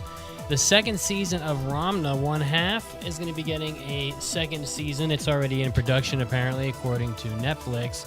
The 12th and final episode of that new Ramna 1/2 television series ended with the announcement. So if you're keeping up with the TV anime that's on Netflix now, you'll be able to, well, you will already have known about this news. Produced by MAPPA, this new series is going to be continuing to adapt Rumiko Takahashi's romance comedy manga, which began airing on October 6th on Netflix. So if you're a fan of Ramna 1/2, there's more coming. You'll probably know that the original anime is well over 100 episodes long, and it is probably going to have, potentially could have 10 seasons of anime, so I don't know how far Netflix will take this, but unsurprisingly, Ramna 1/2 is going to be continuing where it left off. Next up, another new second season. Skip and Loafer is going to be getting a second season, and it's already in production. This was announced via the official website of the Skip and Loafer anime series. Misaki Takamatsu's original creation is going to be continuing with PA Works, the anime studio that was behind the first season. So if you're a fan of Skip and Loafer, which I know that a lot of our listeners are, including a lot of the hosts, you're going to be getting another season of that. I don't believe that this article actually discusses the release date of the second season, but the first season adapted in 12 episodes back in the spring of 2023, so you've already been waiting quite a while for a second season. but at least, at long last, you will know that you'll be getting a second season of Skip and Loafer eventually. Next up, Jump Festa happened, and there have been a couple big announcements from Jump Festa, and so we're going to go through these right now. Toei Animation's One Piece anime that everybody's been sad about because it's been on hiatus in Japan since October, has been confirmed to have a new time slot for the first time in 20 years in Japan, which is wild. April 6th, the anime is planning to continue at the very late time of 11:15 p.m. Japan time. So, people may not know, but anime tends to be on TV pretty late in Japan. So you will be able to continue to watch your One Piece anime here in the spring. There's also apparently a lot of stuff in the works. So Oda was talking about the future of One Piece, and he wants to take the series even further than it ever was before. So he says, quote, "We're going to be doing the manga, the anime, the movies, and the live action all very seriously," as he wants to take One Piece to new heights. Also teasing that there's a lot of new content in the works, including movies and live action series as well. So One Piece alive and well with a very energetic and ambitious Oda at the helm. Also at Jump Festa, you got some My Hero Academia news. So we know that My Hero Academia Season 8 is going to be coming out at some point here. And now it looks like the long-awaited Vigilantes anime spin-off by the same creator of the manga is going to be getting an adaptation as well. They're also expecting this to be happening in the spring of 2025, so you are going to be getting that My Hero Academia spin-off by Hideyuki Furuhashi and Bitten Court, who's doing the art for the story, is going to be getting that adaptation at Studio Bones. So if you're a big fan of My Hero, well, you got lots of stuff to celebrate there as well. This was Mitsuki, and this was your anime news break. And now it's time, yes indeed, to get back to the podcast.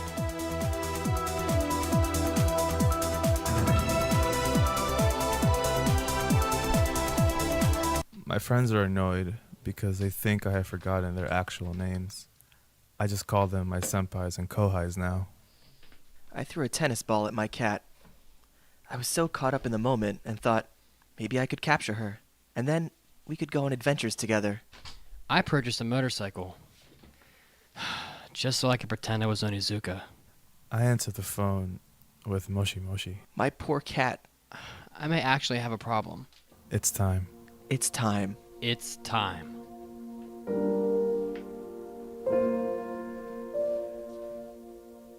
Hello, I'm Mandy from the Anime Addicts Anonymous. Do any of these symptoms sound familiar to you? Do you have 8,572 waifus? Do you struggle with having the theme song to Attack on Titan stuck in your head, even though Jaeger is the only word you know? Then you may be experiencing anime addiction. If you are experiencing anime addiction, then you should visit our website, AAAPodcast.com. At Anime Addicts Anonymous, we have dedicated ourselves to making your anime addiction worse. Worse! Yes, worse. Because the real world just plain sucks. So many resources await you. For just $5 a month, you will have unlimited access to our Hobby Addicts episodes. You will also have access to our hentai episodes, where you can watch a hentai along with us and hear our commentary. Give our after party episodes a listen, where you can hear us struggle to talk about our boring lives outside of anime. That $5 will go to helping us spread anime addiction throughout the world. Yes, it is time for you to make your anime addiction worse.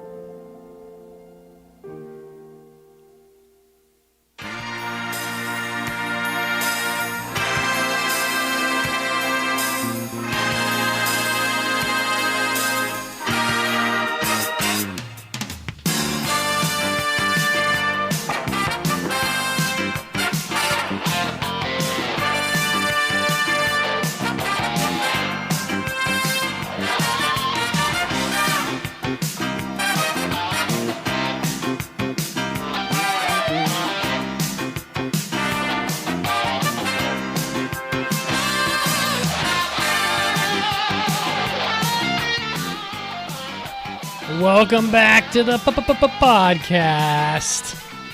Oh, get it, son. We had an intro trivia for you when we left. Which of these names are from King Arthur's stories? Which one does not appear in Let me try that again. Which of these names from the King Arthur stories does not appear in Rising Impact? Arthur, Gawain, Lancelot, Merlin, Percival.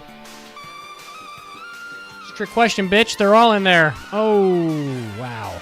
How you like that? Yep. All right. Wind. Oh, goodbye. Goodbye, MD Geist. By the way, it was pretty funny to see Yujiro or whatever from Baki pull a straight up Geist. I don't know if you know what I'm talking about, but there's that scene in Geist where the chick tries to she's trying to have sex with him, and he's just like, get out of my bed. He just pushes her off the bed. Good Lord. Crazy. All right. I love Baki. All right, well, it's time for mailbags. That guy's a straight JoJo character, by the way. Mailbag. Anime.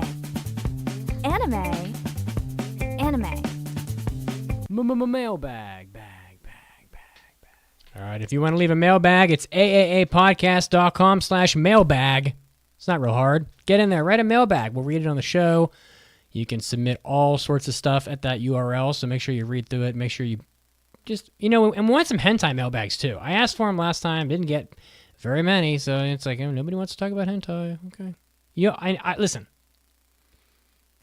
The number one searched porn term for 40 years in a row has been hentai. So for all of you online that are like, I don't want to put a hentai mailbag in, they'll know that I watch it. I already know you watch it. Okay? Everybody watches it. Okay? Jeez. You can submit them anonymously. We You just could. want the questions. Yeah, You don't have to leave your name unless you want the recognition. But hey, Go I ahead. obviously don't have a follow-up line for that. Never mind. But it's my turn to read the question, Go even ahead, though this question Andrew. is for Mitsugi. So, Mitsugi, I need your expertise. I took a taxi while in Japan, and the Yikes. driver was distracted when a light turned green. Me, MD Jabroni, the person who wrote this actual question, being the anime addict that I am, said "ikuze" in my best guy sensei impression, which I did not do because I don't remember that. While it worked and he started to drive, I've always wondered if it was rude to say it like that or not. Thank you in advance. Believe it! MD Jabroni. Yeah, it was probably rude. I mean, first of all, ikuze is going to be super informal, and it's also combined with the te form of the verb, which is a command verb. So you're basically rudely asking him to get off his ass and go, basically. Plus, contextually, I don't know that it really makes sense in Japanese because things don't translate one-to-one very well from English to Japanese. So if you're trying to tell the guy to go in his car, he's gonna be like he. There are lots of words in Japanese that mean driving a car, like unten suru, right? So you I'm not really sure what the right word would be to tell him to get off his ass and go through the red light, but he probably just thought you were a stupid foreigner, to be honest. But my question would be why, or perhaps where, did you even take a taxi in Japan? I don't think I've ever needed a taxi in Japan ever, and I've not only lived there, but traveled there for fun a bunch of times. So this must have been mad rural. You must have been in BFE. But yeah, thanks for the mailbag. Either way, MD Jabroni, most dangerous. Yeah. All right, Raggedy. How about this next one? All right. This one is from Pull Up or Put Out. I still think your mic is too low, by the way. Oh, no. I'll make it louder. Move that sucker closer to your face. Yeah. All right. So this is from Pull Up or Put Out. As a new listener trying to get started into the backlog of Anime Addicts Anonymous podcast episodes, I was wondering if you, our host, had suggestions on which episodes would be best to start with going backwards. More or less, I'm asking if, given the opportunity to make a best of collection, which episodes would you each include? I could go on to list criteria that I think would qualify them, but I'm more interested in what you think would qualify and which ones you would suggest. Thank you so much. Love everything you guys are doing. Happy to be here now, even if it's late. So, yeah, I have a few. The first presidential debate episode we did jumps out at me. That was a long time ago.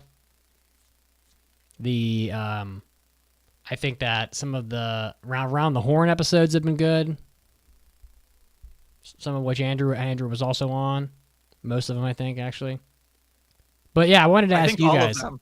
Probably all of them. Yeah. I wanted to ask you guys though because you guys were all fans before you came on here with me, so I'm sure you have favorite episodes. I have a few. I got their numbers too. So for our mailbag writer, he can go to them. I have 489 Anime Jeopardy. It's actually the second one. I couldn't find the first one. I couldn't figure out which episode the first one was on. But I Did I remember host that?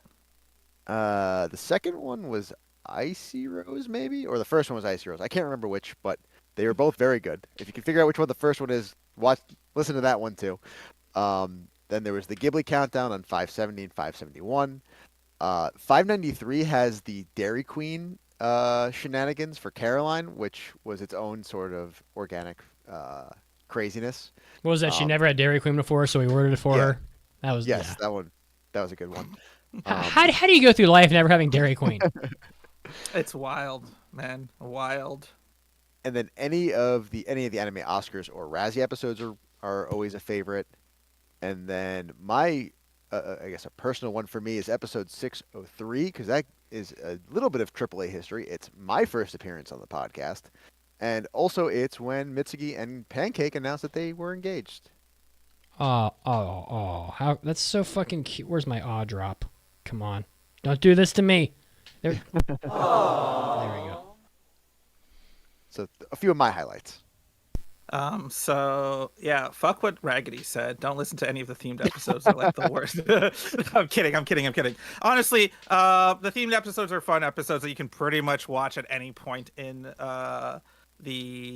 your backlog, so you can just pick them up and watch them. So I think those are good jumping on episodes. One of the things I actually did when I first started watching, and to be fair, I'm like first year listener, I feel like. But one of the things I would do when I wasn't watching weekly or if I wasn't listening to every episode is that I would go to the episodes, or if I left for a bit, I'd go to the episodes with an anime that I had watched that I wanted to hear their opinion on, and I would go listen to those episodes. You may or may not love us, maybe not. I mean, after that, but I think it's a good way to just go, see what they thought about this, and it also sets your expectations for a lot of what the hosts would go through. I think Mitz will always. I think most of what episodes are no longer available. The first 50, like the first 100, they just sounded like shit.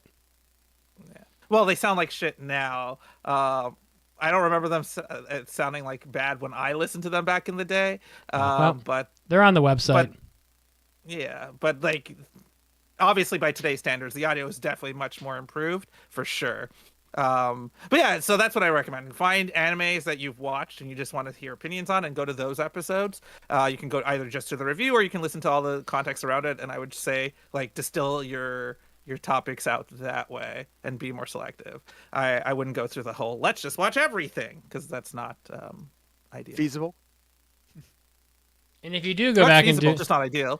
And if you do go back and do this, I wouldn't mind if you cut out the audio from some of those episodes and send it over to me, because Caroline's done that segment a couple of times where it's like, this year in AAA history. I always thought those were kind of fun, going back and listening to something that happened like 7 years ago, and just to see what the hell we were talking about. So, all right, let's do this review of Rising Impact. So this one got passed by me on episode 740.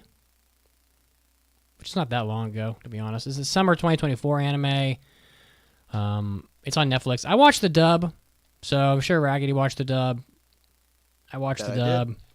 I watched bits of both. Honestly, I started with the dub because I didn't have a choice, and then I watched the sub for a bit, and then partway through I just said I'm going to watch the dub, especially when we get to the fact that there are not just Japanese characters in the show.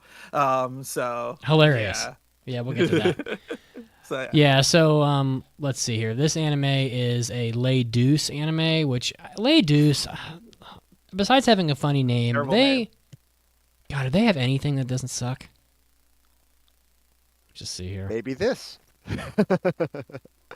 They got a few things. Tomo-chan was pretty okay. I thought that was fine. They've got a season of Magi. That's pretty much all. Yeah. Yeah, so it's a boy named Gawain is living in a remote area of Japan with his grandfather, and he just wants to play sports and, quote, make the ball go far. This is my own synopsis. I refuse to read another synopsis off my anime list. So, honestly, he thought baseball was the best way to do this until he discovers golf. Everybody knows you hit the ball way further in golf than you do in baseball.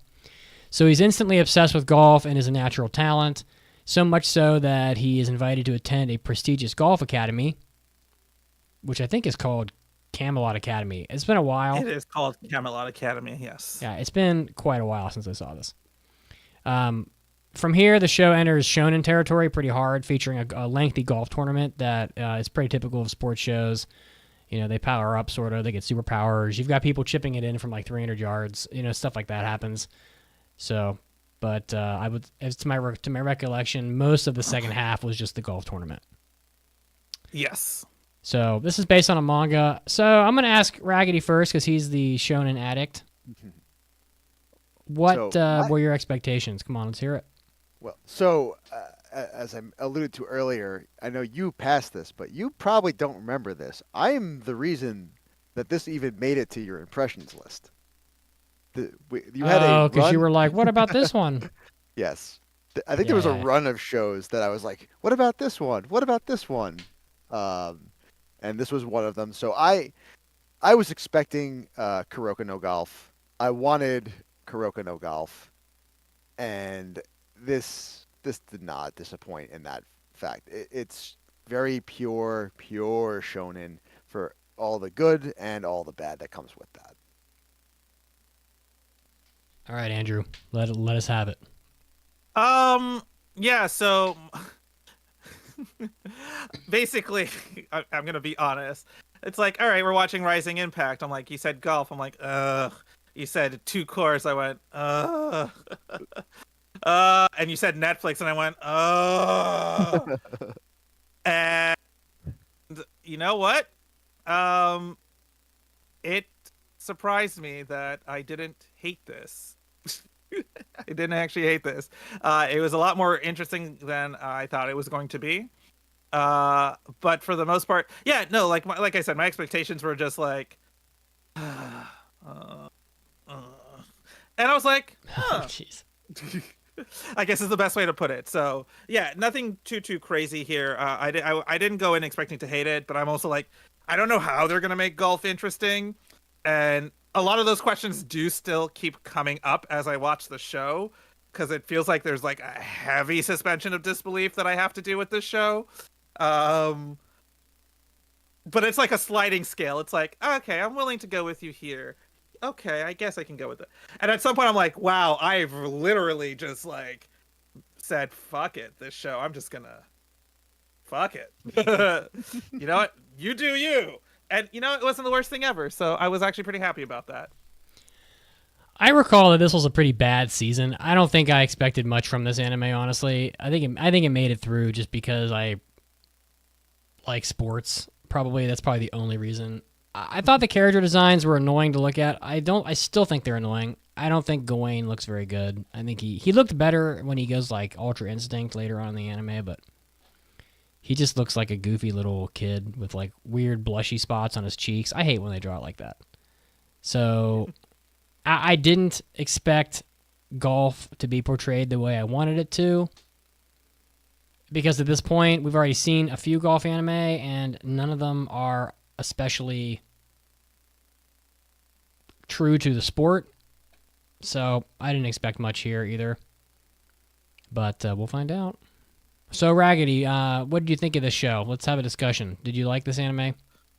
So, I did, because this is right up, it's right up my wheelhouse. This is the kind of stuff I like. When it comes to sports shows, a lot of times I prefer it when it's a battle shonen that uses the sport as a magic system. That's how I like to describe it. This fit very well with that. The mangaka for Rising Impact is Nakaba Suzuki, who did Seven Deadly Sins, which is very, very shonen. And again, both the good ways and the bad. And a lot of that stuff bleeds into here, the way the characters act is very reminiscent of the characters from Seven Deadly Sins, except instead of fantasy bullshit, it's golf and sports. So it ends up being a little more palatable somehow in this than it was in Seven Deadly Sins. The like this guy is obsessed with King Arthur because everything he does has so much King Arthur stuff in it. Unfortunately, hold on. I want to interject here. Okay. He's not obsessed with King Arthur. He's obsessed with the aesthetics of King yes, Arthur. Yes, that's what I was going to get to. Yes, is that it's all superficial. What is the aesthetics of King Arthur? Like, what does that even mean? The naming, the idea of like knights and magic and all that kind of stuff. But it does not follow any of the Arthurian lore or legend in any way, shape, or form. So like, let's look at so the main character is called Gawain, and his main rival is called Lancelot. And you would think that there's so a lot of the other characters that have importance are gonna be named after the knights characters from the tables, right? Because at some point they meet the character called Merlin. I'm like, okay, so they're introducing it. And when you get to the Camelot Academy, sorry to interrupt here again, Raggedy, none of the characters are named after any Arthurian characters. Not the teachers, not the students, none of them. When you get to like other main rivals, none of them are named after, except for maybe one. I think is not even. I don't even think that's.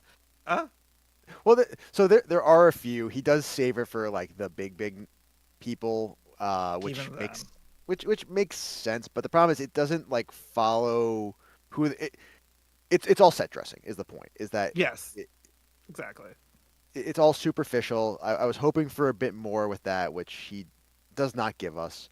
I somehow ended up watching every golf anime of like the last decade this year. I watched all of Birdie Wing. I watched all of Tanbo. I've watched the Soriari Utility OVA. I've watched this. I've watched all of them. This was easily my favorite of all of those, but it's definitely not a true golf show. If you're looking for that, watch Tanbo probably. It doesn't look great, so you probably won't like it too much, but that is the truest golf show that's out there. This is more my cup of tea, which is, like I said, the Kuroko no Golf. Yeah, I will say at least they focused on golf in this. Like, I'm thinking of Birdie Wing, but I didn't watch Tombo. But, I mean, Birdie Wing was sort of about golf, but it was about a whole bunch of other bullshit that wasn't golf for a lot of it also. And at least this anime, it is a little Kuroko no Golf, but it is really about golf for the whole show. So I didn't like Birdie Wing very much. I just didn't think it was that. I wasn't interested in all the side stories they just couldn't get away from in that, but yeah, and I do not understand the King Arthur thing. It's just, it doesn't make sense to me. You don't need to for this. It literally is just set dressing. It is just for the aesthetics, right? Like all of these characters, you would think if they were following even somewhat Arthurian lore, you would find like, okay, so Gawain, I guess I know what he's talking about. Oh, so-and-so and so-and-so. And so when some of the reveals happen and later on in the spoilers, they're like, oh, that doesn't add up if you're looking at Arthurian legend. But at that point, I'd also gone, I think they just wanted to name them Arthur and Lancelot and Merlin and Gawain and Tristan and Percival and... just because. Just cause. Yeah. And and then you would, and it's really, God, I can't wait till we get to spoilers. There's some really stupid things that I both think are really stupid, but I can't hate the show for either. But yeah, for the most part, when I went through the show, I watched most of this I watched most of the first season on the flight back, from Orlando, on my iPad. And I was like, okay, solid show. It's nothing crazy. It's not doing anything super out there. I think it's funny, though, that they definitely condense a lot of things, and maybe this character comes in later, but like the person who shows him golf the first time, you feel like she's going to be a bigger influence on more of the show. What was her name? But Kyria, Miss Kyria. Yeah. Miss Kyria. Miss Kyria.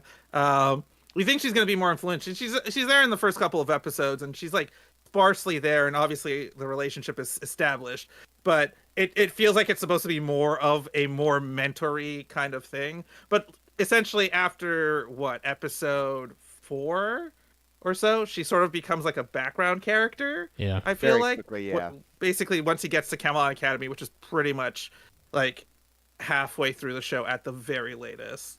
Yeah. So yeah, but otherwise I think other than some moments, it wasn't like the show had a high budget, but it didn't look bad for the most part either from my experience. It felt like there was definitely a lot of reused animation in a lot of the time, but it felt like it didn't feel like Berserk I'm walking this way, kind of jerky motions. They hit it. So, They hit it yeah. well. They reused animation in points where it made sense to reuse it. They did like the chibifying thing, which I'm not the biggest fan of, but they used it in the right spots to smooth over that budget kind of stuff. I thought the sound design was great. They all have, a lot of them have like their special shots or whatever, and each one had their own unique sound to it, which I thought was a nice touch. So it's, even though it maybe wasn't like the most big budget show, they did put a lot into it in the right spots. Agreed. Definitely agree. There was some super silly stuff in the show. I mean, I thought that anime just continues to impress me with the stereotypes of other cultures that they put in shows. It just blows me away. Juan Leon. Bruce Lee. Yeah, I just don't know. I don't know why I'm surprised by anime over and over again, but I just feel like the world is such a melting pot at this point with all the internet and high-speed travel and all the other stuff we've got. It just seems like everybody's McDonald'sified across the world, and you would expect that. I don't know. You would do some fucking research about other countries before you make these insane characters. To be fair, this actually is based off of a manga that actually is from 2000, I think, 2, which is one of the interesting things about this anime is that I don't know why it exists, because it's been almost, like, the manga is complete. It ended back in, I think, like 2002, maybe 2004, something like that. It ended, like, 10 plus years ago. So all of those stereotypes make sense given when it was made. Before really the globalization, it's fine. True globalization of Japan, but that was another thing. I was like, when I was looking at the manga, right? It finished back in 2002. Hold on, let me just pull up the adaptation of the anime list. Well, I think this was his first. Wild. This was his first work. Yeah. And I think the reason why does this show exist? It's because Seven Deadly Sins is a relatively big property for Netflix. So You're they're probably just right. going through that treasure, like the trove of other stuff he's done. That makes sense. It just feels wild from because the show basically, the manga ended like 20 years ago, which is also another weird thing is I don't know if they're doing a third season of this, because this was obviously released as, this is basically one season of an anime that they split into on Netflix, very clearly. The division doesn't actually make any, it pretty much flows one right into the other. Even though there's a separated season, it pretty much flows pretty directly. And I feel like there should be a third season coming because this thing is pretty much done. And obviously how the show ends. But I don't know when they're doing that or if that's been announced. But it feels like obviously they should be making a third season. Because the stuff is completed. Just finish it. It's also a huge cliffhanger at the end of the season. It's not really a huge cliffhanger. Well, they pretty much they leave off on a spot where it's like, we're gonna do more. They very explicitly obviously leave at that spot. Well, yeah. So you got back to the point I was making, and that's fine. I like the discussion. You got the American Cowboys. And this is why I watched it dubbed. Well, yeah, they sound hilarious, and they dress hilarious. Then you have the British people. The overly British people. Super British. And I didn't even remember. Did you guys mention a Chinese character? I didn't even remember them. There's two of them. Wang Lian and his sister. So fucking funny. Oh my gosh. But Wen Li or something. Something like that. She's barely in it. I definitely thought the second core was better than the first core because I kind of just want them to get on with it. Like I keep saying that I would be thrilled with an anime that was just a single golf tournament with characters like that are in like Hot Shots Golf, and they could just make the whole anime just the tournament and make the, a whole with the media spectacle and everything. And so I like when they're getting around to the sports of it, I like this a lot better. And if you look at the scores online, the second season actually has a pretty good score. It's about an 8. So it's pretty good. First season, the first half didn't have anywhere near an 8. So it's very, I don't know. I think it's kind of a tale of two halves here, but I definitely think it started off a little slow. I think that they kind of entered the school and left the school real quick before going to the golf tournament.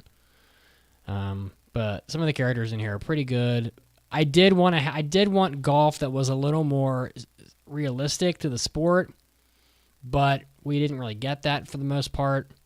And I found some of the golf holes to be goofy as hell. Like not only were they unrealistically good, but I just kept thinking these golf, like these holes, they look like extended putt-putt courses or something. Like there's some really goofy shit as far as like the design of the courses.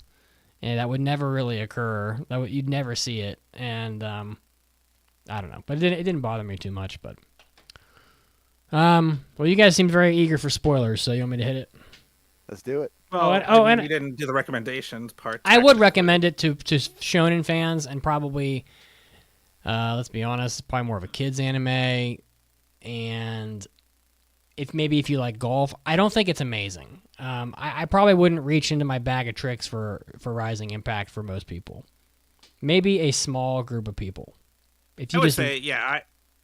Oh, sorry. Continue. I mean, if you love golf, maybe, but that'd be about it.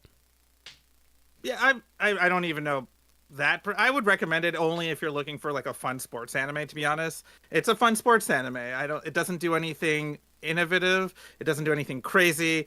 It's just like a pretty solid sports anime, and sometimes that's just what you feel like watching. It's like there's like a million isekai. Sometimes I just want to watch like a very basic bitch isekai, and sometimes I just want to watch a very basic bitch sports anime, and that's like Rising Impact, and that's a good thing. We can't always be eating creme brulee. Is that the sometimes you just want a good old apple pie. Oh, I love apple pie. All right, that's it. Oh, sorry. I keep thinking you guys already gave their recommendation, but you haven't yet. Yeah, I mean, not everything can be slam dunk. Something's got to be Kuroko no Basket, and that can be fun too. So I recommend this for that type of person. Well, even in Slam Dunk, they had there was an episode where it took them like 2 whole episodes to do a single foul shot. I was like, you got to be shitting me. Well, that's a pacing thing. It's the slowest free throw in human history.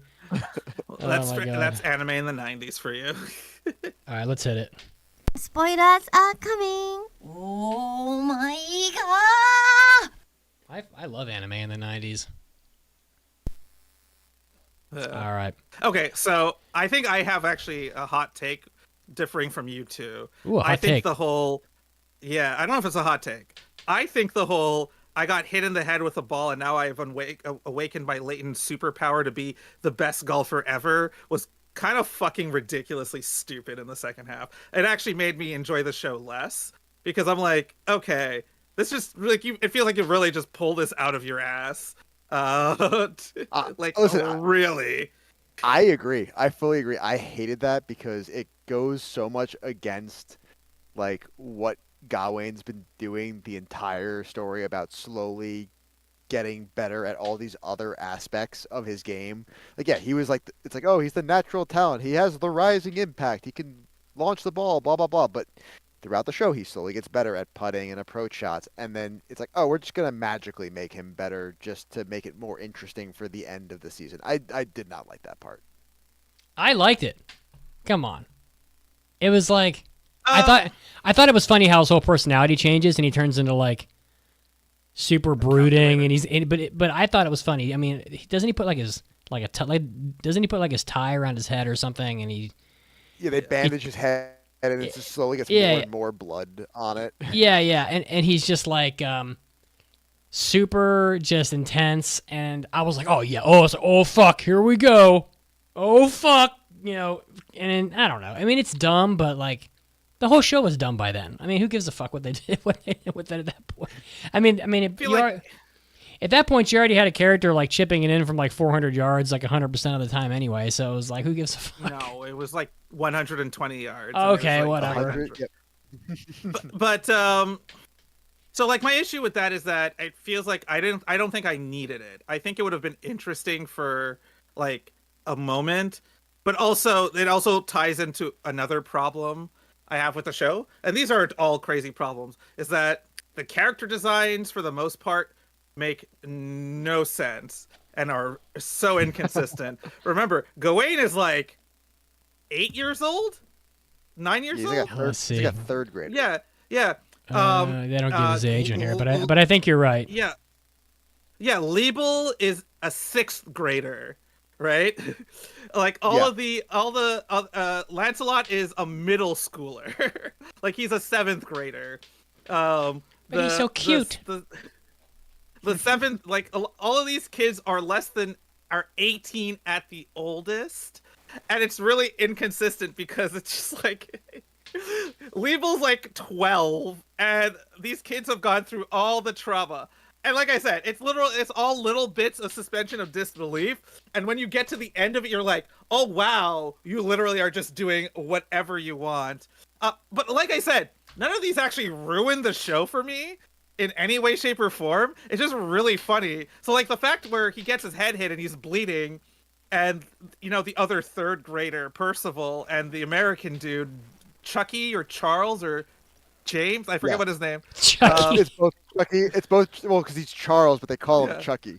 Yeah. It's too fucking and they're funny. just like, oh, what do we do? I'm like, obviously they're fucking kids. Of course they don't know what to do when a guy is like a head wound.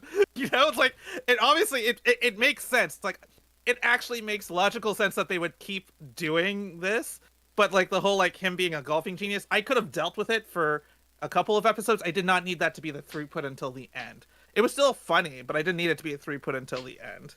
I like the individual moments of it. Like the shots were cool. His change in affect was interesting to watch. The only reason I don't like it is because then that becomes the whole reason that he was able to be as close to Tristan. That's why I don't like it. Well, I thought it was fun. I mean, it's unnecessary. Oh, yeah. We didn't need it, but Also, I mean, there was no other way he was going to be able to challenge the Tristan guy. He was too good. I don't think he needed to be able to. I think that could have made... So this is where I guess some of it comes, like, he obviously kind of rushes the story a lot through this. Yeah. I think Tristan should have been more of a more endgame boss. I think they try to turn him into an ally too soon, I think, in the storyline. Because obviously... So you wanted him to stomp Gawain's ass and then have them meet. I was okay with it. And meet in a later tournament. Kind of like what he does to Lancelot, because that's what happens to Lancelot. I'm okay with that too. Yeah, I mean, but now you may never. Well, I guess they ended it on a cliffhanger sort of anyway. So it's like, you know, whatever. Not a cliffhanger, but a promise of. Sorry, I keep jumping it, but a promise for more, I guess. Yeah, because they're setting up the Arthur's round table with none of the named knights. What is the deal? Obviously, Arthur. Spoilers. Arthur is Gawain's dad, obviously, even though in the lore he's supposed to be his uncle. So that's where I was just like, oh yeah, you are not following any of the lore here. That is fine. And he's also a villain antagonist, which is kind of funny, who did some really fucked up shit apparently that nobody can talk about. So I'm just amazed. I'm assuming this was a successful manga. Obviously, the mangaka's very rich and everything, and very successful. But I mean, I'm surprised they can pull off a story with such dumb fucking character names. I mean, is anybody really buying Merlin, Lancelot? Like, people don't you just roll your eyes at it? I'm like, give me a fucking break. I mean, I think I got over it pretty quickly, but that's about as bad as Dragon Ball naming their characters like bread and all this other dumb shit. I think he does it better in Seven Deadly Sins because he still pulls those same names, but they're less known ones. Like Meliodas, which is Tristan's dad in this, is like it's an Arthurian name. It's just much lesser known, so you can kind of get away with it. Here, this is his first run out. This was just he threw everything he knew at the wall, and I guess it's stuck. I don't know. Yeah, for the most part, the show is, like I said, it's fun. I enjoyed it. I watched through it all. I finished it I pretty much marathoned it, and I had very little issue marathoning. Me too. The show. Yeah, me too. It's an easy watch. Which is It's an easy always binge. a plus. Yeah. You know, and obviously you can skip ahead if you need to, and all that fun stuff. But I do want to briefly say, because I know we're running long, I do want to get to the final scene when they're all taking off, and from the plane, Quester, who we haven't talked about, Gawain's Quester. basically half brother. Yeah. Quester Phoenix, who of all people you think would have actually had a fucking Arthurian name, they fucking name him Quester, which is like what? For the longest It's time, a mystical quest. until Arthur himself came in, I thought it was just like a translation thing where they didn't want to name him Arthur. I'm like, oh, this is the Arthur character, obviously. And then the real Arthur shows up. I'm like, wait a minute, who the fuck is this guy then? Oh man! But basically, for no reason, we find, well, obviously Wang Lian and his sister go and join Arthur's competitive new other school, and then all of a sudden, Bridget, whose entire life basically has been dedicated to Quester Phoenix, is all of a sudden being like, ooh, time for you to miss me, and she just goes off to join the evil school, quote unquote evil school. I thought that was pretty funny. I thought the whole final sequence was pretty hilarious, to be honest, where it's just like Arthur is creating his own evil school of competitive golfers. And I'm just like, that's just a fucking funny concept. And I think to get to that, I think obviously they want Tristan to be a good guy, unfortunately. So I feel like his character gets a little bit ruined because of that. But I feel like that whole sequence is just kind of ridiculous, and I'm like, I know where this anime is going, and I kind of fuck with it, to be honest. Like, I'm kind of here for that shit, to be honest. He fucks with it. I mean, sometimes the show kind of sidelines at side characters a little too much, and some of them are really, or could be really interesting. Wang Lian seems like he would be really interesting. The stuff with Vladilisa and her sister could be really interesting, but they don't spend enough time on it because they're either spending more time on the main stuff, which is still fun, or because they're saving it for later. So it's one of those things where I want more. I want to see more what happens with them, but until something does happen with them, I don't know how to feel about it. Oh, it's the common shonen problem of drop all of your initial secondary characters once cooler new secondary characters show up with awesome powers. It happens all the time in sports anime, right? So you start with like the first team, and you get to know and love all these secondary characters, and then next thing you know, we're going to the national training arc where we get to meet all the rivals we met over the competitions, but we liked individual parts of them. Let's bring them all to make one super team, and then all of those initial characters are basically no longer exist. Yeah. You kind of see it with the what's her name, the Japanese girl who's into Lancelot. She basically becomes somewhat non-existent. So annoying. God, she's annoying. Yukiya, whatever her name was. Yeah. And you see it with what is it, Riser? Oh, he's gone completely. Yeah, he's basically gone. Vladilisa's story arc is actually so superfluous. They kind of just solve it in the background. Yeah. With it's I don't even know why they brought it up, because it's just sort of inconsequential into the whole plot. She's literally having her whole side adventure to the side, but she doesn't actually do anything, and it just resolves itself. And I think that I fucking love stuff when shows do stuff like that sometimes, if the show is set up in such a, like I said, the little bits of suspension of disbelief until you get to that final part and you think about it, and I'm like, oh wow, that show made no sense, but it made all the sense. I also, this is the last thing I'll say, and I won't take a long time with it, but I think it's funny how these shows always fit in some section where the main character loses their confidence and their power, and they have to go through the arc where they relearn, they refine their, it's like, oh, this character, like in Major, it would be like, oh, this person got the yips and they couldn't like pitch. I think that happened at one point. And then it's like, oh, so-and-so, Gawain loses his power and he can't find the rising impact anymore or whatever. And then it's like, but in this anime, he solves it in like maybe an episode and a half, if that. It came and went awfully quick. And well, the problem is instead of having it be a long running issue, they just give the same issue to several characters. They give it to Gawain, then Questor, then Lancelot, then I think someone else also gets the same problem where they just have the continuing confidence issues. Tristan for like 30 seconds. Yeah, that's right. Tristan gets it a little bit too. They all get and it works well in this show because it's golf, and golf is so much a mental game. So that part of it works really well. Yeah. It's just by the time you get to the fourth person going through it, you're like, okay, I get what you're doing. We can move on. So all in all, I don't need to say much more. This show's fine. It's just a fun sports anime. It's an easy binge. I blew through it in like one day. Literally, it was crazy. I was working and it's dubbed and it's easy to watch. Not a whole lot of like depth. Boom, boom, boom. Finished. I think it was fine. The second half was much better than the first half. I'll probably end up giving it about what did I give the second half? I've already put it on my anime list. I'm going to give it a 3. I'm going to give it a 3.5. 3.5 strokes out of 5. You can't even do that in golf, but fuck it. I enjoyed it. I think if I think about it, I'm also giving it a 3.5. Shining Road. Roads out of 5, whatever Tristan's ability is, Falling Stars.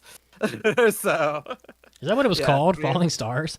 He never actually names it. He just says he can see the falling stars. Yeah. So obviously, if I think all the abilities are named for what they do, right? So Shining Road, he sees a shining road to victory, and then we have Falling Stars. So it obviously has to be called Falling Stars, and then obviously Rising Impacto. So yeah, 3.5 Rising Impact, Shining Stars out of 5 Falling Stars. I think this show is a true testament to shonen for, like I said, all of the good and all the bad. It has very much the really big spectacle of shonen, the fun, heart-pumping kind of scenes. It's a super easy binge. On the flip side, like some of the sillier stuff, like the golf bullies, the endless golf bullies, and the people who were bad guys that become good guys, that become bad guys again, back and forth, is there. So it is a true shonen for all it's worth, good and bad.